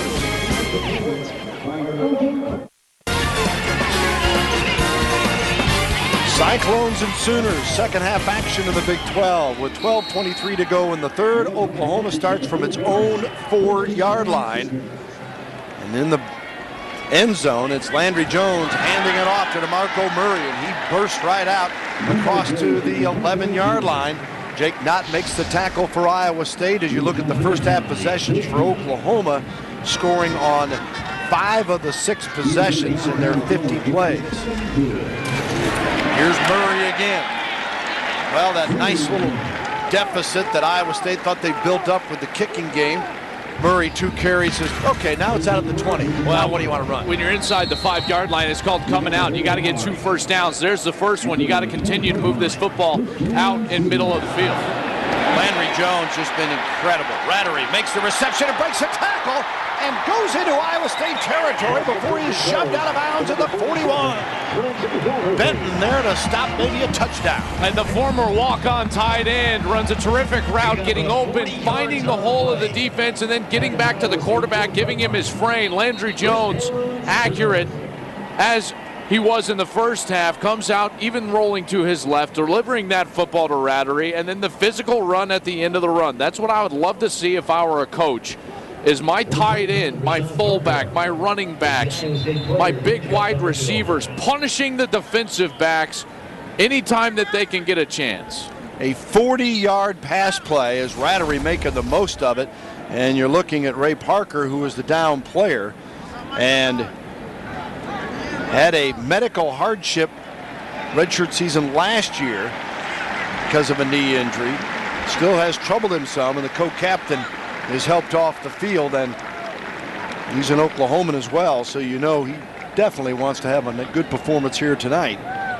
He's a guy that they've been expecting to make plays for them. Injuries have hampered him over the course of his career. Very talented player, came into the game 14 tackles on the year, 6 foot, 250 pounds. And Paul Rhodes, as he sees a defender walk off the field, and Ray Parker knows that he does not have depth, especially at that position. Now, I believe Roosevelt Majid is going to have to come out, a sophomore from Riviera, Florida. For Rattery, that was his longest reception of the season, just his 5th grab on the year. Had a touchdown in the Florida State game, though. And here is Still showing you his athleticism and speed as he burns toward the sideline, trying to turn the corner. David Sims finally cuts him off, but another first down for Oklahoma. I sound like a broken record, but this is another true freshman, and you can see why Bob Stoops is so excited. Now a freshman on the outside, stops on a dime, gets back outside. That's explosiveness out there from Kenny Stills, true freshman from Encinitas, California. Landry Jones still with just 2 incompletions on the night. Murray looking for that opening and then cuts it up across the 25 to the 23, and Rumpelhammer makes the tackle. Stephen Rumpelhammer, who went to Tulsa Union High School but came over from Holland a few years ago. And another Iowa State player is down, and I think that is Rumpelhammer.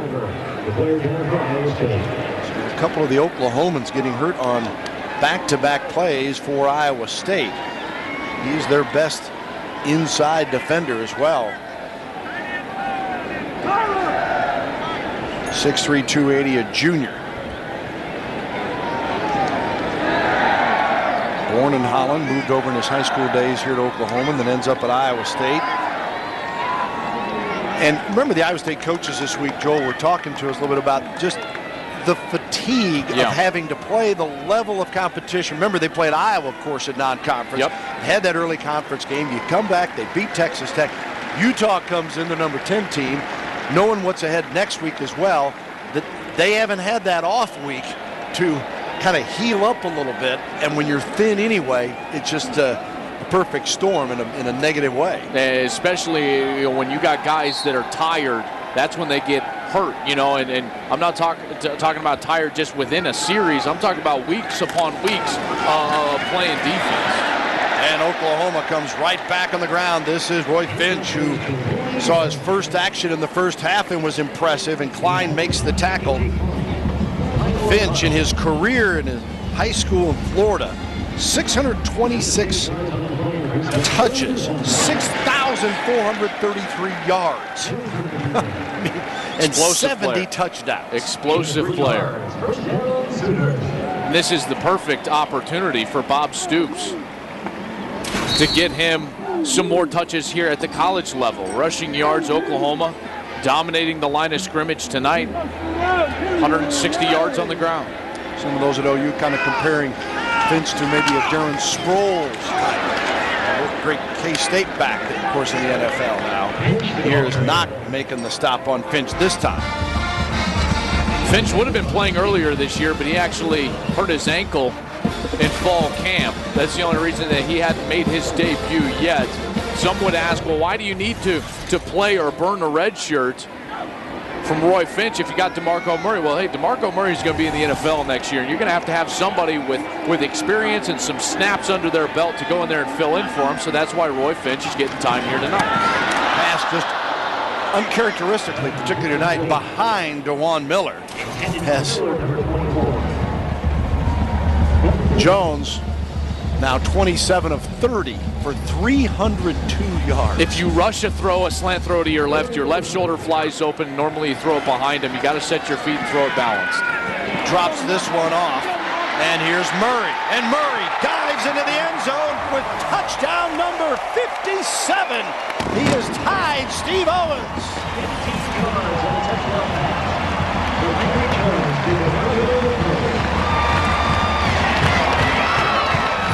Dialing up a screen pass, one of the most dangerous aspects of what OU does offensively. Great athletic offensive linemen, a couple of former tight ends in there out in front of DeMarco Murray. And then you've got one of the most explosive players in college football in space, and he has a nose for the end zone, and he finds it again, his 57th touchdown of his career. Yeah, the touchdown maker. Michael Murray and Stevens on for the PAT, and Jimmy Stevens, Jr. of Oklahoma City, knocks it through, but here is the touchdown by Murray, 38-0.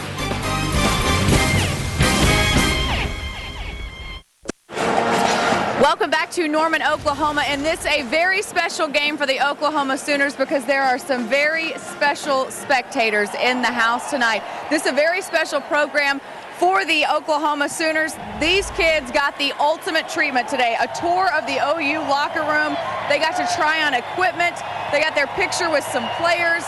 They actually visited with head coach Bob Stoops before the game, got to try on his rings, took a tour of the Switzer Center. Some of them struck their very own Heisman poses. It's a tradition that Bob Stoops established 7 or 8 years ago to participate in the Special Spectators program. And these kids get a break from everyday life and get to live the life of an Oklahoma Sooner. And guys, in just a minute, we're going to talk to a representative from Special Spectators about just what an important event this is. Just a tremendous thing that Bob Stoops has got the whole school involved in. The kickoff goes in the end zone, and we'll send it right back down to you, Emily. And we're joined now by Blake Rockwell of the Special Spectators program. And Blake, just talk about how jazzed these kids get to come to a game like this. Well, how can it be wrong being in an atmosphere like this and meeting Coach Stoops in his office, getting into the locker room, meeting some of the players, greeting them at the stadium. This is a fantastic time for all these kids. Listen, and I got to be in the room when Coach Stoops greeted these kids, and he knows these kids on a very personal basis because he visits the Children's Hospital in Oklahoma City and has developed relationships with these guys. Absolutely. He knows all of them by first name basis. He's been visiting the hospital for years, and unfortunately, a lot of these kids have been treated at the hospital for years, and he gets to know them very, very well. Backup quarterback Tiller comes on here for Iowa State, trying to make something happen, and he does as he moves the chains out to about the 40. Emily? Well, one thing I did want to mention, as I was leaving Coach Stoops' office, he said to me, "Hey, Emily, let's get a challenge out there to the rest of the coaches in the Big 12 and see if they can't do that at their schools." Just talk about his personally wanting to make this a mission for the entire conference and all of college football. Absolutely. He's making a challenge to some of his fellow coaches in the Big 12. Hopefully they can get involved. Coach Gundy, we did a fantastic event at Oklahoma State 3 weeks ago, and he's fully behind it as well. And we'd love to have not just all the schools in the Big 12, but every FBS school participating in Special Spectators. Okay, so all those Big 12 coaches watching at home, Bob Stoops throwing down the gauntlet and challenging you to become involved. Really is a really cool program. It was neat to see the smiles on these kids' faces, and Nobody wants Bob Stoops to one-up him, do they? No, nobody. That's right. Thanks so much, Emily. And as she mentioned there, Coach Stoops, this isn't like, oh, just let him come into the stadium here. It's like, no, he visits. He's with those kids all the time. And it's a regular thing. And we know coaches around the league are involved in a lot of charitable ideas and giving back to the community. This is one that's terrific that I certainly hope everyone will accept that challenge. And it's such a great opportunity to keep perspective as we see some of the kids and enjoying themselves here at Owen Field, watching the Sooners really play their most complete game of the season thus far. And I just got to commend Bob Stoops to understand the perspective. Listen, we can get ourselves so wrapped up into football and who wins and who loses, and sometimes we can lose perspective as sports fans and even the athletes and coaches themselves. And so I commend Bob for keeping some of that perspective in mind and understands the impact he's able to have by opening his doors and being willing to participate in all of those community activities. Well, here is Tiller, and Jerome Tiller, not much more luck than Arnaud as Oklahoma corrals him, and Jamarcus McFarland with a sack on the play. Tiller is a sophomore from San Antonio, Texas, and he was the player that was key in the win against Nebraska last year when Arnaud was hurt and out. Yeah, he keyed that 9-7 win. In fact, threw a touchdown pass in Lincoln. And Jerome Tiller gets placed in the ball game, but that's a tough position to be for Jerome Tiller, just a sophomore from San Antonio, because when OU smells blood in the water, they start attacking, and their athletes are very fast and very physical. Broyles on the punt return. Stutter steps out near the 35-yard line where the Sooners will get it back 38-0. After this break, we'll check in with Rick Renner for an Academy Sports and Outdoors game break. Wow, college football, week to week, you just have no clue what's going to happen. That's why we all love it. It's totally unpredictable. Of course, the Big 12, Nebraska's wondering what happened as Texas went up there and took care of business and knocked them off. And here Oklahoma has been deformed. Madu fumbles it, though, after a nice run. Iowa State signals they've recovered it at the 43-yard line. Moses Madu had a nice run to get across midfield, but then couldn't hang on to the ball. And Jacob Latimer comes up with the football at the bottom of the pile, the junior, number 48. Madu just takes a hit in the secondary, wasn't paying attention to the details of keeping that ball secure, and Iowa State knocks it loose. This is exactly what you don't want to see from Bob Stoops' point of view, and this is exactly what you do want to see if you're Paul Rhodes, your team fighting and continuing to compete for the full 60 minutes. Well, I'll be surprised if that doesn't happen, because there's one thing that he has put a stamp on in just his second year of the program is that they're going to give great effort. Tiller on the pitch, gives it off, and Robinson runs out of room on the sideline. Travis Lewis there to take care of it for Oklahoma. 7:23 to go here in the third quarter. First and 10 line is brought to you by Phillips Televisions. Sooners 38-0. Oklahoma, their big three have had a huge night tonight. Andy Jones thrown for over 300 yards. DeMarco Murray's tied the all-time touchdown mark. Broyles with double-digit receptions. Meanwhile, this one complete to Franklin. Nelson makes the tackle as Tiller connects with him, takes it to the 50, and it'll be second and short coming up. I really like the way Jerome Tiller sets his feet and gets his shoulders square and level. You know, being a quarterback is, you're almost kind of like a cannon. You got to have your shoulders level in order for that football to come out accurately, and Jerome Tiller is doing that on this series. Third and 2. Oklahoma trying to stiffen at the point of contact, and nice job of stuffing the run. We'll see where they spot the football, just across the 50 somewhere. Lewis making the tackle. Tiller came in here and played in 2 games, 11 of 23 passing, 87 yards. No touchdowns, no picks. And quickly on the 4th and short, go for it. Oklahoma saying no way. That's going to be close. If it's this linesman that's going to spot this football, they're going to be short. They needed to reach just short of the 48-yard line. They're well short of that. It's going to be first down, Oklahoma. So Oklahoma, great field position. Trying to create a quick snap count. Jerome Tiller just never moves his feet. You see how his feet never moved back there. You got to churn your feet as a quarterback. You get the ball, and then you just cradle it down to your chest, and you churn your feet as hard as you possibly can, and you never go straight ahead over your center. You always get to either his right or left hip and allow that gap to propel you forward just a little bit for that first down. Oklahoma up to the challenge, and then Iowa State puts a pop on Finch as Klein makes the tackle. Stopped at the 49 of the Cyclones. Finch is going to be getting a lot of snaps here in the second half, which is very good for his development as they kind of enter this second half of the season. They'll need some depth at that position. Game 6, and again carries the football.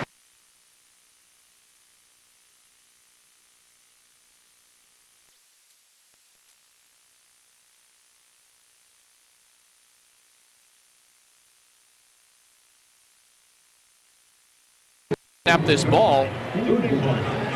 Right about the Murray. DeMarco Murray headed for another big night, as already with the 2 touchdowns, and Murray closing in on the century mark as Sims and Sandvik make the stop for Iowa State. And Iowa State is trying to substitute, get fresh bodies on the field, and it's so difficult because Oklahoma snaps it again at the 24-23, now 22 seconds. This pass thrown dangerously close to being picked off as Broyles, the intended receiver. In fact, I mentioned Murray, that last run put him over 100. 19 carries, 101 yards for DeMarco Murray, his 5th 100-plus game in the 6 outings for OU. I would say that they're playing 5 to 6 seconds slower per snap than they were at the first series of this game. That just gives you a kind of an idea of the tempo from OU. Broyles, 25 and out of bounds. Well, and what the beauty of, I would think, Joel, this offense is that you do it just like a gear. You just shift it into whatever fits for the purpose of the game. Well, and they don't have to substitute. You see, this is Trey Millard out there getting a block. He was the fullback. That's what versatile football players do for you. You can keep the same 11 on the field and quickly snap the ball and yet execute everything that you need to do both on the outside and in the running game between the tackles. Hand off here, and Finch barrels with hands tightly around the football down to near the 16, 17-yard line, and Ryan Broyles, his 14th catch tonight, a new single-game record. Broyles, you might recall, last year in the Sun Bowl, had 13 receptions, 3 touchdowns, 156 yards. He had 5 multi-TD games a year ago when he caught 89 passes and scored 15 times. Broyles to this side and pushed out of bounds by Benton.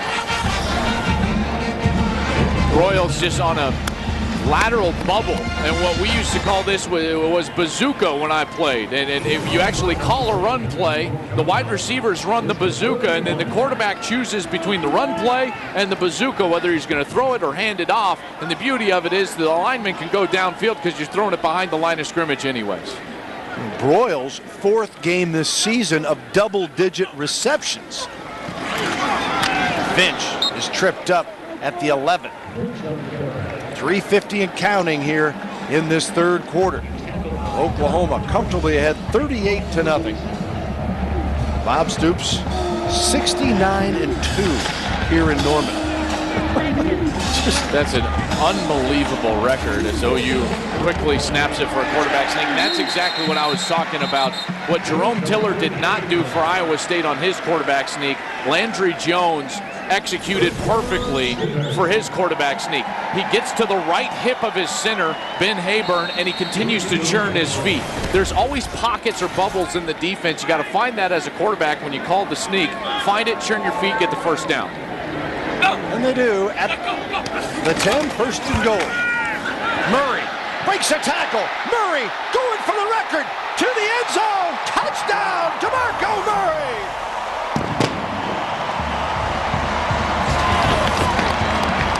He surpasses Steve Owens.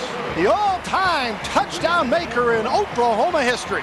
Hold on to that football, DeMarco, and he is. Getting the congratulations from his coaches and his team. Trying to run the power to the left side, but this is what an explosive back with vision gives you, and then the ability to make somebody miss in space, get into the end zone. That's why he scores so many touchdowns, and he is now the all-time leading touchdown scorer at the University of Oklahoma. 58 touchdowns. Stevens boots it through for the extra point, but the focus on DeMarco Murray. What a run to set the record with. Showcasing everything that makes him great. The speed, the vision, the elusiveness. DeMarco Murray now being congratulated on the big screen as the cheer goes up at Owen Field. And a well-deserved cheer for DeMarco Murray. He's been a great Sooner now in his senior year. And he's been a great leader this year more specifically, and that's exactly what they needed with the type of youth that they were bringing in that needed to not only play, but contribute in a large way. And the reason some of those young kids can play so well is because a guy like DeMarco Murray goes out there and he practices his butt off on Monday, Tuesday, Wednesday, and Thursday, and he sets the example and the tone for the program. As we see the list of the names that DeMarco Murray just passed, Steve Owens and Billy Sims. And Murray, who's done all of this through fighting through all kinds of injuries and having to rehab and come back, and just has become, as they'll tell you here at OU, he's a complete back now. And wow, what a night for Murray and the Sooners. 45 zip as O'Hara kicks it off this time. And it is down in the end zone by Johnson, and Iowa State will bring it out. He's had knee problems. He tore his hamstring in the Big 12 championship game against Missouri and Kansas City right before that BCS national championship game against Florida. That might have cost him a title, right? It absolutely might. I mean, he is a game changer. And many people, including Bob Stoops, as we were talking to him yesterday, said, boy, if we could have just had DeMarco Murray on the field down in Florida, you know, that could have changed. I mean, the guy scored more touchdowns than anybody in OU history. You think you want him on the field for a national championship game? Maybe. Iowa State, 1st and 10 from its own 20.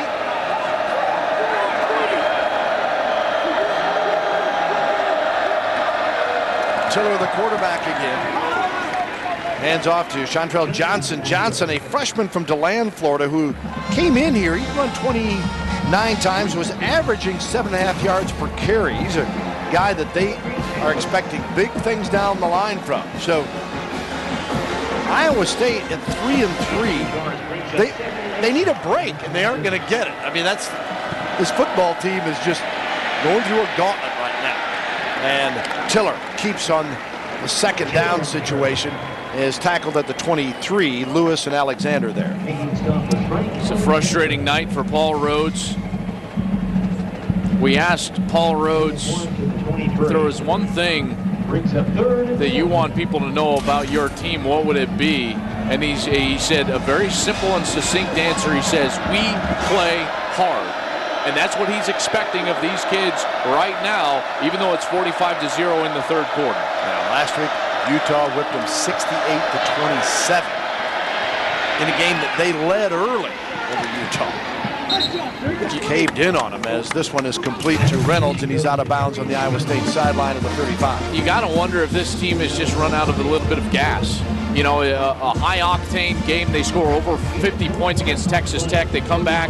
They got to play 80 defensive snaps against Utah, who's a very good top 10 caliber team out of the Mountain West. And then you can see they're up 14-10 at one point in that game, and then the bottom fell out, and it hasn't returned here in Norman either. 1st and 10 at the 35.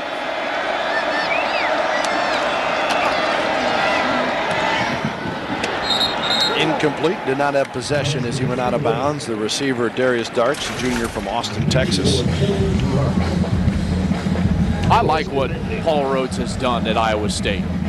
You ask around the conference to all the coaches in the conference, and they'll tell you that the guy probably doing the best job around is Paul Rhodes up in Ames.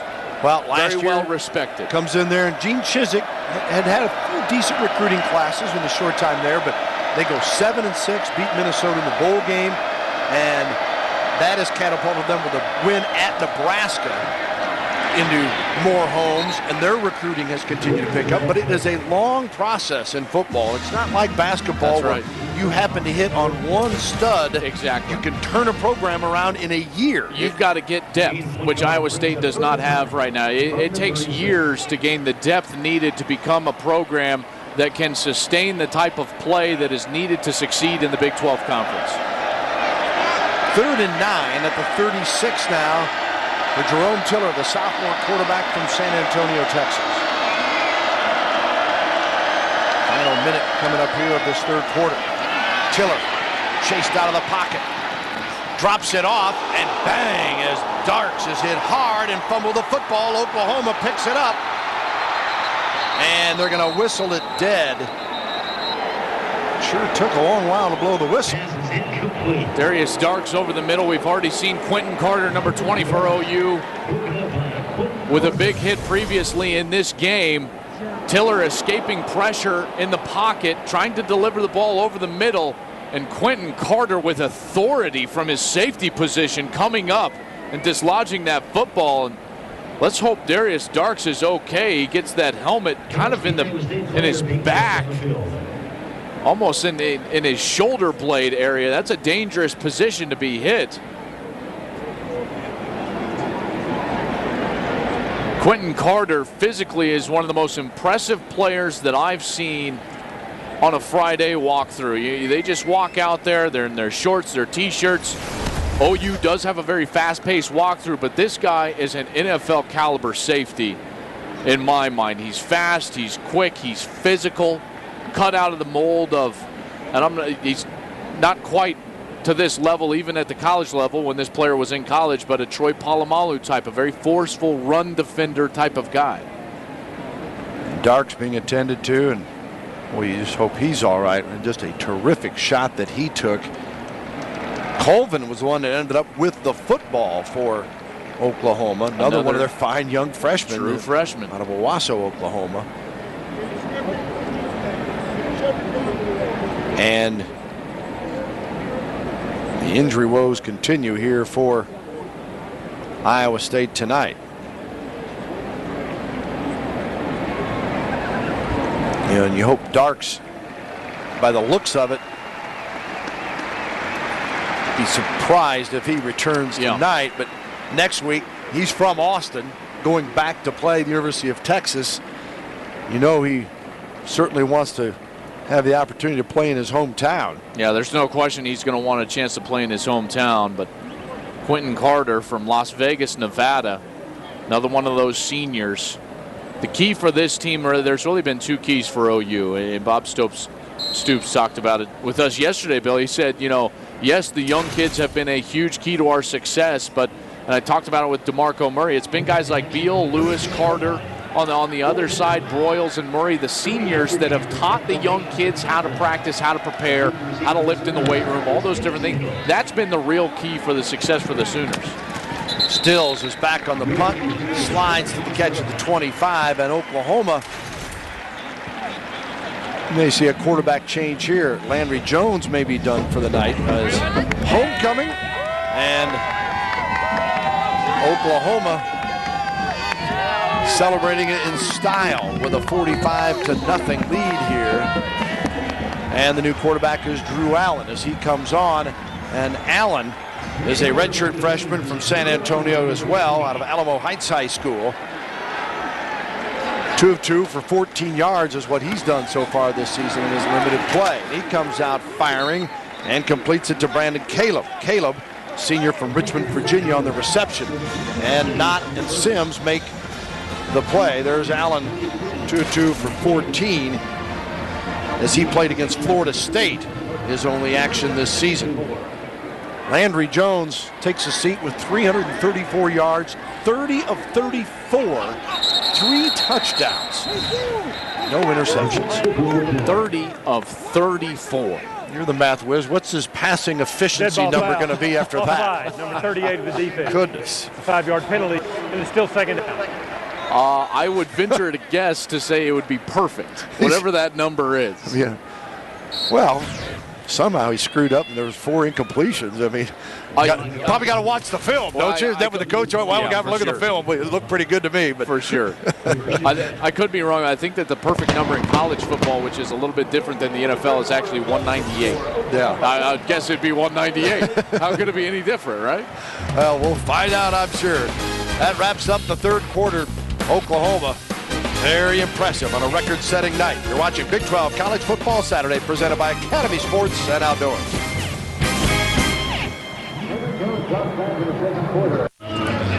Welcome back. Take a look at our Jack in the Box game summary after 3 quarters. Landry Jones, 88% completion mark tonight on 30 of 34. Oklahoma just about flawless, and the record-setting DeMarco Murray, his 58th career touchdown, getting 3 tonight, passing Steve Owens, the all-time OU touchdown list.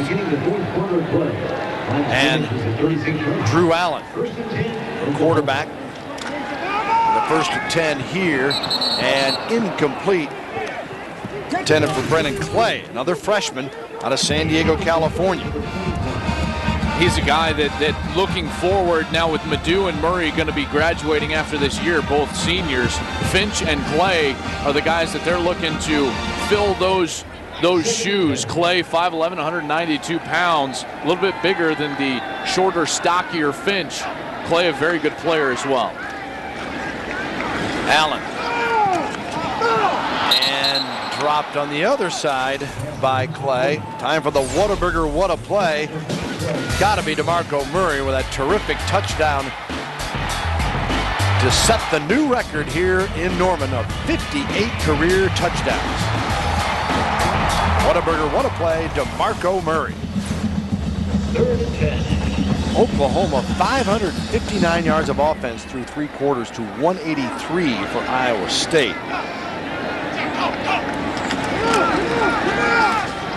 Allen tucks it under. Took a pretty good blow as he goes forward to the 41-yard line before he's brought down by Knott and Latimer. We were wondering about the completion percentage record for a game here at OU. Look at Murray. Landry Jones, 30 of 34. Well, you got to go back. Jack Jacobs went 8 of 8 against KU back at 41. Hey, doesn't there got to be a minimum? I mean, come on. You got to at least make it double digits, don't you? There's no minimum? And Jones is an OU single game record with at least 25 attempts.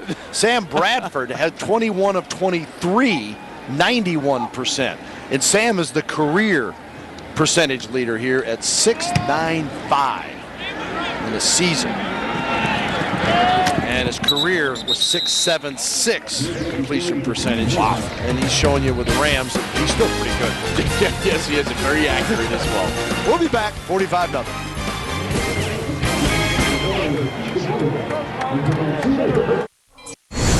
Here's the sprint now recap. Oklahoma, a precision-like offensive machine tonight. Landry Jones, 3 touchdown passes.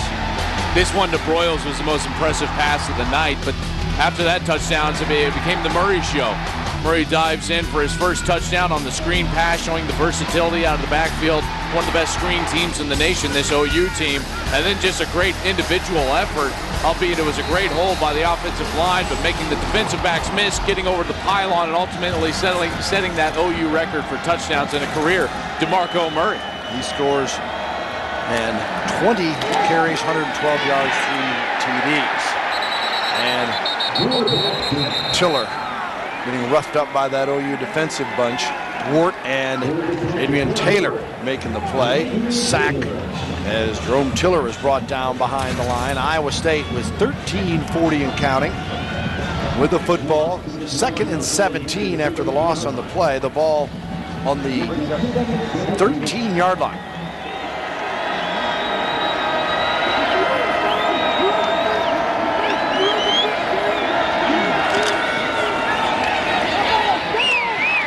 Tiller going deep and out of play as he's trying to hook up down there with 7. Darius Reynolds. Reynolds had 10 grabs for 150 coming in. Gabe Lynn was covering on the play. 1st and 10 line is brought to you by Philips Televisions. Bill, that's such a common mistake from quarterbacks that I see each and every week is see quarterbacks throwing the ball out of bounds. It's not going to be complete. It's 100% of the time not going to be a completed pass. Quarterbacks have got to give their wide receivers a chance to at least bring the football down inbounds. And if not, trust them enough, right, that they'll make sure that the defender doesn't get it. That's right. Tiller completes this one. Another big hit on the play. That was Travis Lewis. Johnson goes off. He's hobbling just a bit. Cedric Johnson. The ability to play in space is what makes linebackers great. And I believe Travis Lewis is a great linebacker. He makes all sorts of tackles because he can play in the box, in the run box, and get outside and pursue the football. He's got good speed. And more importantly, when he gets there, he makes the tackle. He's a very sure tackler. Yeah, not slipping away. Ruby Vanderkamp roots this one away. And here's Stills on the return. Needs to make one miss.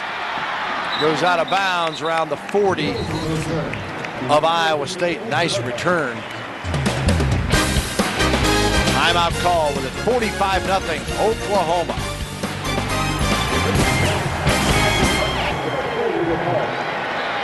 Bunch of homecoming smiles in Norman with the 6th-ranked and unbeaten Sooners rolling 45-zip. Here's our Bass Pro Shops catch. How about catches of the game? You talked about trusting your receiver, to throw it inbounds. So this is an example of it. And then the terrific catch from Ryan Broyles going up and getting it. And then later in the game, another great delivery from Landry Jones. An even better catch from Ryan Broyles, the seniors. Your Bass Pro Shops catch of the game.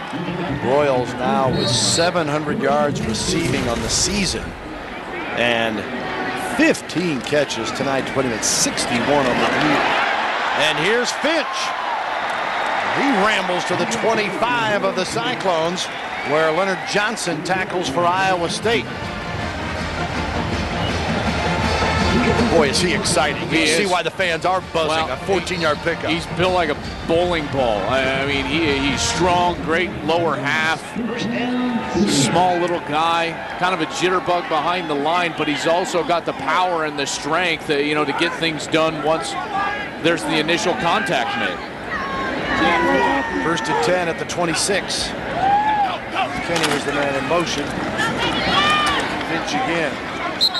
This is valuable time for Roy Finch because as we were talking with the coaching staff, the one concern that they had was, hey, he's been injured, and entering an offense like ours with all the logistics that OU goes through with the hurry-up tempo, the signals from the sidelines, all the things that they do as far as calling a run play but allowing Landry Jones the ability to throw it to the wide receivers, the motions, the pass protections. For a high school kid, for a young kid, a true freshman, it's like drinking out of a fire hose.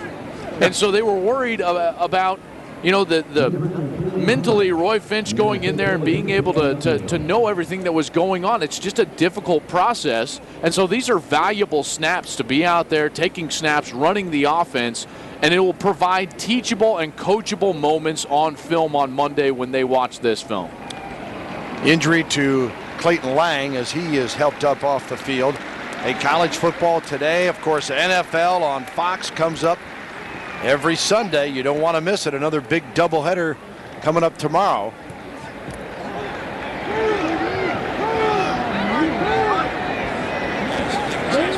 Paul Rhodes, it's like, who's next, right? Yeah.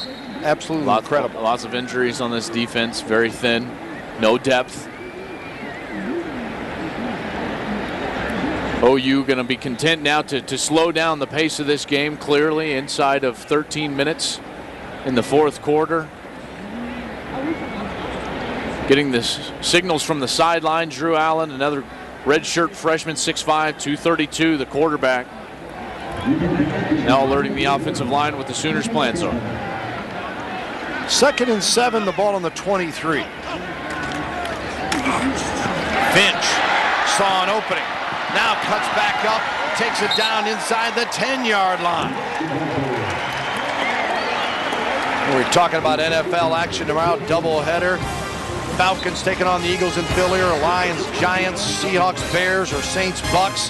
How about the second one? Cowboys and Vikings, two desperate teams to try to keep their playoff hopes alive, even though we're going into what, week 5?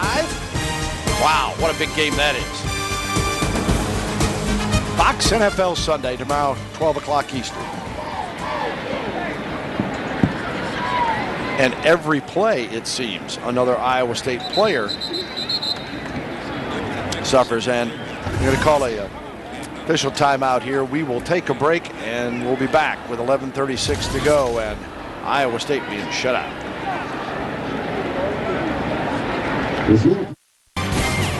Some video from the homecoming rally yesterday afternoon here on campus. A little 50s theme from the students enjoying themselves. Taking it back to yesteryear. And here's the future as Finch makes a nice run before he is planted by Jake Knott. As Knott, the sophomore, has not quit by any means. No, he hasn't. He came into this game with 58 tackles. None better than this one. Stands Roy Finch up, drives him back, keeps his feet moving, gets him down to the ground. Jake Knott is a linebacker if there ever was one. Yeah, he fits it, doesn't he? 6'2", 240. He sure does. Sophomore from Iowa, as, again, Joel's mentioning, OU taking their time, milking the clock here. A guy like Jake Knott has played a ton of snaps the last 3 weeks. Finch, again, making people miss and then showing you that power. Some terrific collisions. Sandvig, that one, delivering it. He looks upset because he didn't score. Well, I guarantee you he's upset with himself because he made too many moves. Hey, the coaches and Cale Gundy, the running backs coach, he's going to tell him in the film room, you get north and south, you square your shoulders to the goal line, and you go. Stop dancing inside the 10. Yeah, you get down there, there's not a lot of room. That's right. That's right. He'll break out the classic line, you're not in high school anymore, son.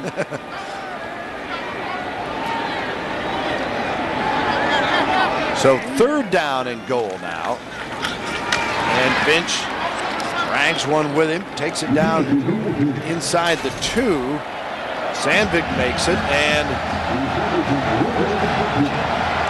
the fans thirsty for more here on homecoming. And Oklahoma, 600 yards of total offense now, 80 plays. 81 plays, 602 yards officially of total offense for the Sooners. They're on a 4th and goal here.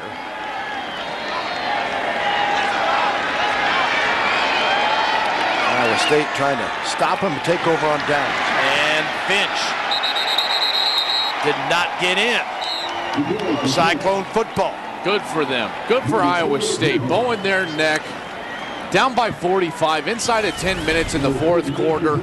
OU going for it on 4th down, and they make a stand. They're playing hard in there. You see Zach Sandvig, the safety, jump in there, senior from West Des Moines.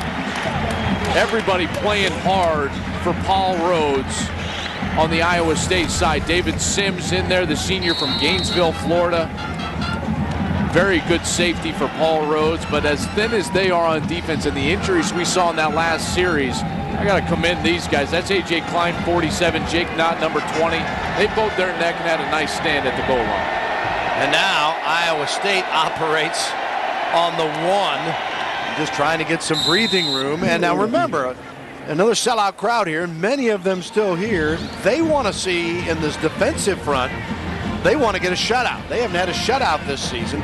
They had 3 last year, Idaho State as well as Tulsa, and then their last one, of course, was the Bedlam game against Oklahoma State University. But Travis Lewis was the one that said earlier in the week, hey, it's time to get a shutout. We need to stand up our defense. And now they got to go 99 yards, but they're not going to want to give up anything here defensively. Tiller, incomplete. Intended for Hammerschmidt, Kirk Hammerschmidt, out of Chesterfield, Missouri. And Aaron Colvin, number 14, true freshman, on the coverage. He's a guy who's a 5th-rated player out of Oklahoma last year out of high school. Been very good for them. He had to start last week, a couple weeks ago, in that huge game in the Cotton Bowl against Texas. And he was in bump man-to-man for most of that game. because of their game plan trying to stop that run, and he played a sensational game for Bob Stoops and Brent Venables. And they can't say enough good things about this young guy, and how talented he is and how he gets it, as they say. And this one is complete to Johnson and about the 7. And now they'll have to kick it out of their own end zone, the Cyclones of Iowa State. Good play there from Joseph Ibeloy, the sophomore from Garland. Move from DB down to linebacker, kind of plays that nickel position behind Tony Jefferson. A lot of times they'll just play 5 defensive backs, Oklahoma will, and they'll just play nickel all the time to try to keep their speed and athleticism on the field. Vanderkamp, who has averaged 47 yards plus a kick, gets another dandy as this one rolls all the way out to the 30 and the 31-yard line. So Vanderkamp has done his average some good and done his part here to try to keep Oklahoma away. Send it down to Emily Jones. Well, guys, as you well know, Oklahoma on its way to becoming one of the very few undefeated teams remaining in college football. But when the season opened, they had a close call against Utah State to open the season. The panic buttons were located here in Norman. However, OU able to pull it off. They've won some close games in the non-conference schedule. Bob Stoops says, we don't mind that, though. We play the non-conference to prepare us for the Big 12, and it looks as if that's exactly what it's done here tonight. Good. Thanks, Emily. You look at that schedule, and of course, Missouri, a huge game next week. They're going to move up in the rankings. Especially with how good Missouri looks. They shut out Colorado last week, played very good down in College Station this week in a win over A&M. And if you think to the last couple of games last year, think about this growth that Oklahoma had after all their stars went down. They beat a ranked Oklahoma State team in Bedlam. Then they beat a ranked and very good Stanford team in the Sun Bowl. You know, they go against Utah State. They play very good against Florida State. Air Force is now ranked, a team that came in here to Owen Field and gave the Sooners all that they had. They have Missouri left. Here's some of the undefeated teams left in college football as Michigan State took care of business today. OU going to move to 6-0 after their win here tonight against Iowa State. Oregon has looked very impressive. Missouri, I tell you, Missouri is a team that I think could make some noise, especially in that North Division. That was an impressive win today with what their defense did against the talented A&M offense. That's something that we haven't seen from Missouri over the last couple of years. We've always known they can score points. But then they play defense, and now they can't. Pardon me. Allen pitches it out here to Franks. And, you know, the other thing is, you saw some teams that weren't on that list tonight that were earlier today as far as the unbeaten. Ohio State, the #1, has lost to Wisconsin up in Madison tonight. And, of course, earlier in the Big 12, Nebraska fell to the Texas Longhorns. So the list keeps getting whittled down, and Oklahoma's in a pretty good position to where if they can get by Missouri, they've got a chance to really build some momentum toward the end of the season, and who knows what might happen. That's going to be a huge game up in Columbia next week. Well, and you have to talk about it from this standpoint, too. Strength of schedule, BCS points, things of that nature. They need Missouri to keep winning if they're able to beat them next week. Here's Clay on the run, and Brendan Clay, freshman from San Diego, stopped by Sims on the OU sideline. They need Oklahoma State to continue to win football games. You need all these. They need Florida State to continue to win football. They need Air Force to possibly knock off Utah or have a big marquee win so that win here at home looks even better. It's a shame that we have to look at it from that standpoint, but that's college football as we know it.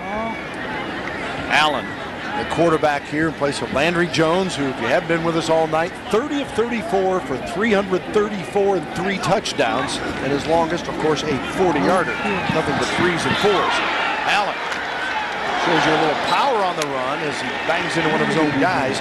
Now, around the Big 12, as we mentioned, you never know what's going to happen every Saturday. Well, it all started Thursday when K-State just drilled Kansas, and Carson Kaufman a huge night. West Kemp of Missouri today. Yeah, and Kemp had a great game, absolutely. And Justin Blackman just continues to play well. I mean, every week it's 10 catches, 150 yards. And the Nebraska defense, after being much maligned, they just ran through against UCLA at home in Austin. You never see that. Then they lose back-to-back weeks, and people were giving Nebraska, all the credit in the world. This is going to be the first time Mac Brown's ever lost 3 in a row in the regular season. What do? They come out and put together a great defensive game plan. You got to credit Will Muschamp. Taylor Martinez ends up getting pulled out of that game. Yeah, he was in favor for Zach. He was Lee. an all-NFL player last week. He was the toast of college football. Now all of a sudden they say, wait a minute, he's not even able to finish the game. And that's how quickly it could change, and it's what makes college football just so exciting. And boy, a lot more to go. We're only at the halfway point for most of these teams. Oklahoma, just a very methodical drive here, very vanilla offensively, but they got great talent, and these youngsters want to prove themselves. And Brennan Clay, along with Finch, have been getting that opportunity in the bulk of this drive, along with quarterback Drew Allen. Benton makes the tackle here. Clay had a concussion against Florida State when he got injured and didn't play against Air Force in Cincinnati in very limited action. It's good to see him just back in the lineup and an opportunity to get some snaps.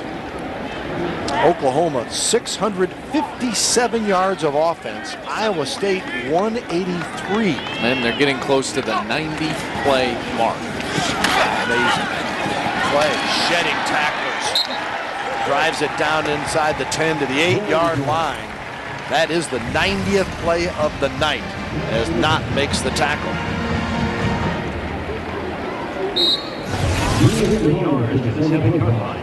You've seen tonight so many of these young players getting a chance to play. Why Bob Stoops has just been so excited about the youth of the program and what's ahead, and realizing this team, you made a good point earlier about the veteran players setting such a good example and work habits and practice, and these youngsters just soaking it all in.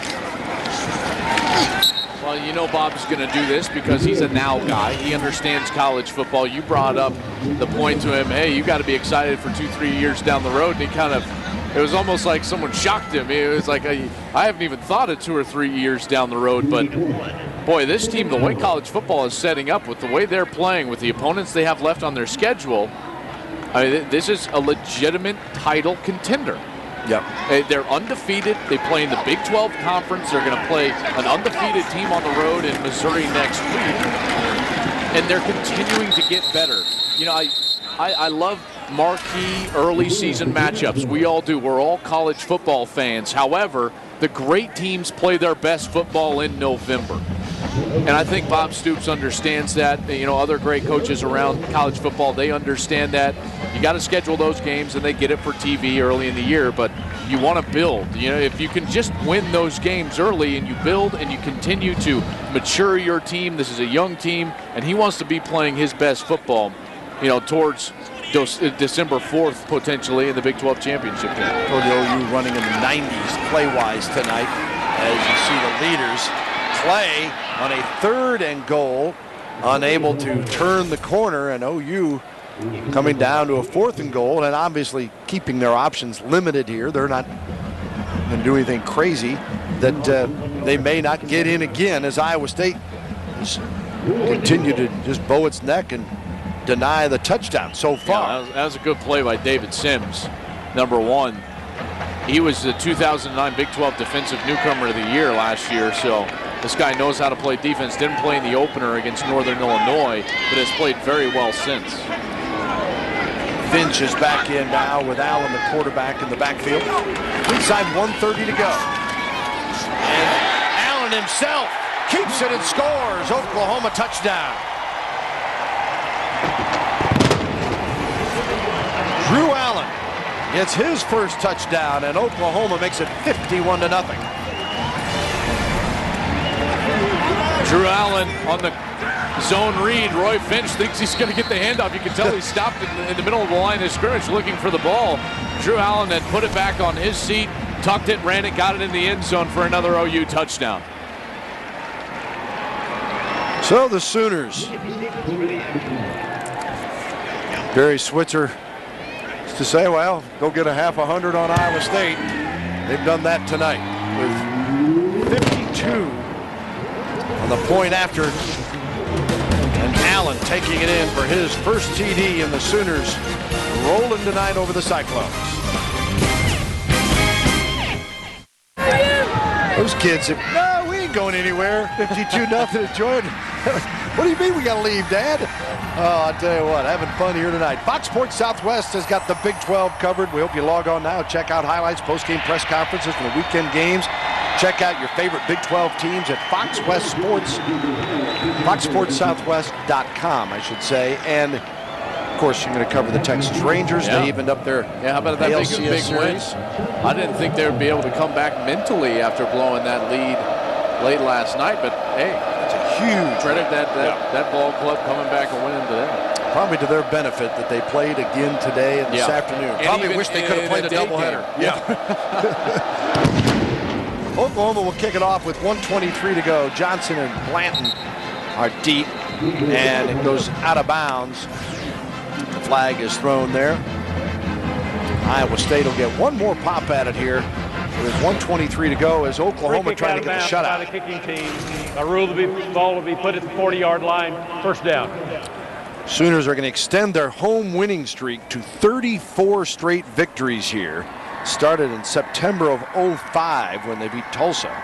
And Bob Stoops will go 70-2 at the Gaylord Family Oklahoma Memorial Stadium and Owen Field. So the Cyclones get it at the 40. The ball going out of bounds on the kick. And Tiller remains as the quarterback. The sophomore placing Austin Arnaud. Scrambles, and now finally brought down. A lot of yardage and a loss on the play. Coverage was there defensively. Macon and McFarland make the stop for the Sooners. Austin Arnaud tonight ended up 12 of 18 for 102 yards. Tiller's gone 3 of 9 for 22. The leading rusher on the night ended up being Robinson with 7 carries for 39. As Oklahoma's trio of stars all had banner nights, with Jones, Murray becoming the all-time touchdown maker here, and Brian Boyle's receiving record. This is as tough a schedule as I've seen in a long time. Iowa State having to face. See, they go Iowa earlier in the year, which was a top 10 team at the time. They've got Utah. They've got OU here, where they're 70-2 now under Bob Stoops at home. They go to Austin. They've still got Missouri left. They've still got Nebraska left. This is a very good coaching staff at Iowa State. I want to pay Paul Rhodes the highest compliment I can possibly pay him by saying I would love to play for a guy like Paul Rhodes. I would play for him in a heartbeat. Well, Iowa State travels to Austin. In fact, it'll be the second time in Big 12 history that a team has had to play OU and Texas back-to-back on the road, so it won't get much easier. Bob Stoops got to be elated. His team has played a phenomenal game tonight as they shut out Iowa State 52-0 and remain unbeaten, 6-0, ranked number 6, and no doubt moving up after what has happened on the landscape of college football earlier today. Yeah, they could potentially be the 4th-ranked team, and depending on how the voters feel about a 52-0 win against a conference opponent, could move even higher than that in some of the polls. But Bob Stoops is going to be happy, not about where they're ranked. He's going to be happy about the efficiency of Landry Jones. He's going to be happy about the fact that they played their most complete football game of the year here tonight. Let's send it down to Emily with Coach Stoops. Coach, you said at halftime it was your team's most complete half. I've got to think you believe this is your team's most complete game. Yeah, it is. And I've said all along, we're a work in progress. We got a ton of young players, and we just got to keep getting better, making improvement, and I feel like we are. But that's just one more game. We got to keep building from it. Can you talk about DeMarco Murray and the career he's had for you, 58 touchdowns now? He's a special guy, and you're talking about a place that's had some special players. When you look at our history of our running backs, and for him to have that record is really special. He's a wonderful young man, plays hard all the time, great example for our other players, so I'm proud of him. Landry Jones, 30 of 34 tonight, 3 touchdowns, no picks. He's going to be on his way to being a really special player, and again, he's only a second year playing, and he's going to continue to get better and improve, but we're proud of Landry too. Finally, your defense pitches a shutout. Brent Venables talked about it going into this game, the desire for his unit to do that. Yeah, we played well for a long, in a bunch of games. We just kind of late in some games we didn't play as sharp as we had in most of the other parts of the game. So it was good to finish it out and to play solid all the way through. Coach, thanks for the time. We appreciate it. Congratulations on the win. Let's bring in the Oklahoma Sooners all-time leading touchdown maker, DeMarco Murray. First of all, congratulations on history. How did that one feel? Feels good. All I can say is I'm blessed. I've been through a lot, and God has continued to bless me and continue to let me play the game I love so much. So, I over to my linemen, they've done a great job for me thus far. When you look at the history of this program and the great players that have played here, to find your name at the top of that list, what's that like? Unbelievable. I still can't. I'm just still shocked about it. I don't know what to say. I don't know what to do. And like I said, my line, I owe it to those guys, and we're going to continue to, try to get in the end zone. Just talk about the way that this team is playing. It seems to be hitting its stride. Undefeated, those teams seem to be dwindling across the country. You guys remain one of them. Yeah, we're just trying to, come out every week and get better each and every day in practice and continue to strive as an offense. We've done a great job today.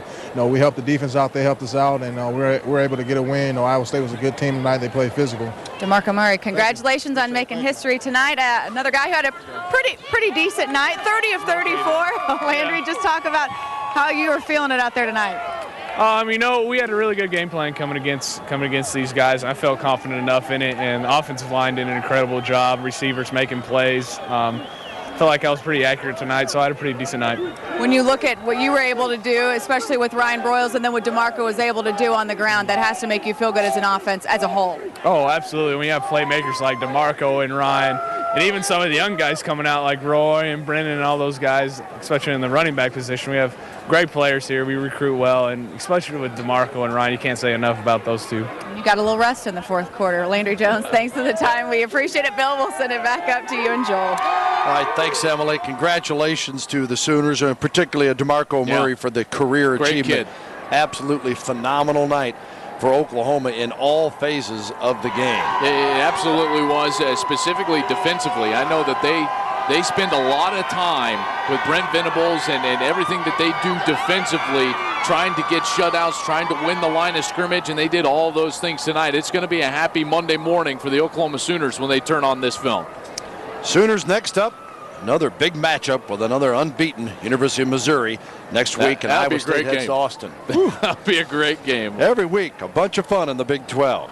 Coming up next, some viewers will see the final score, while those of you in the Big 12 area, stay tuned for Big 12 Live. Next week, a college football Saturday tripleheader. It starts with Iowa State at Texas, followed by Arizona State at Cal in the Pac-10, then back to the Big 12, and Texas A&M heads to Kansas to meet the Jayhawks. For Joel Klatt, Emily Jones, and our entire college football Saturday crew, this is Bill Lamb saying so long from Oklahoma.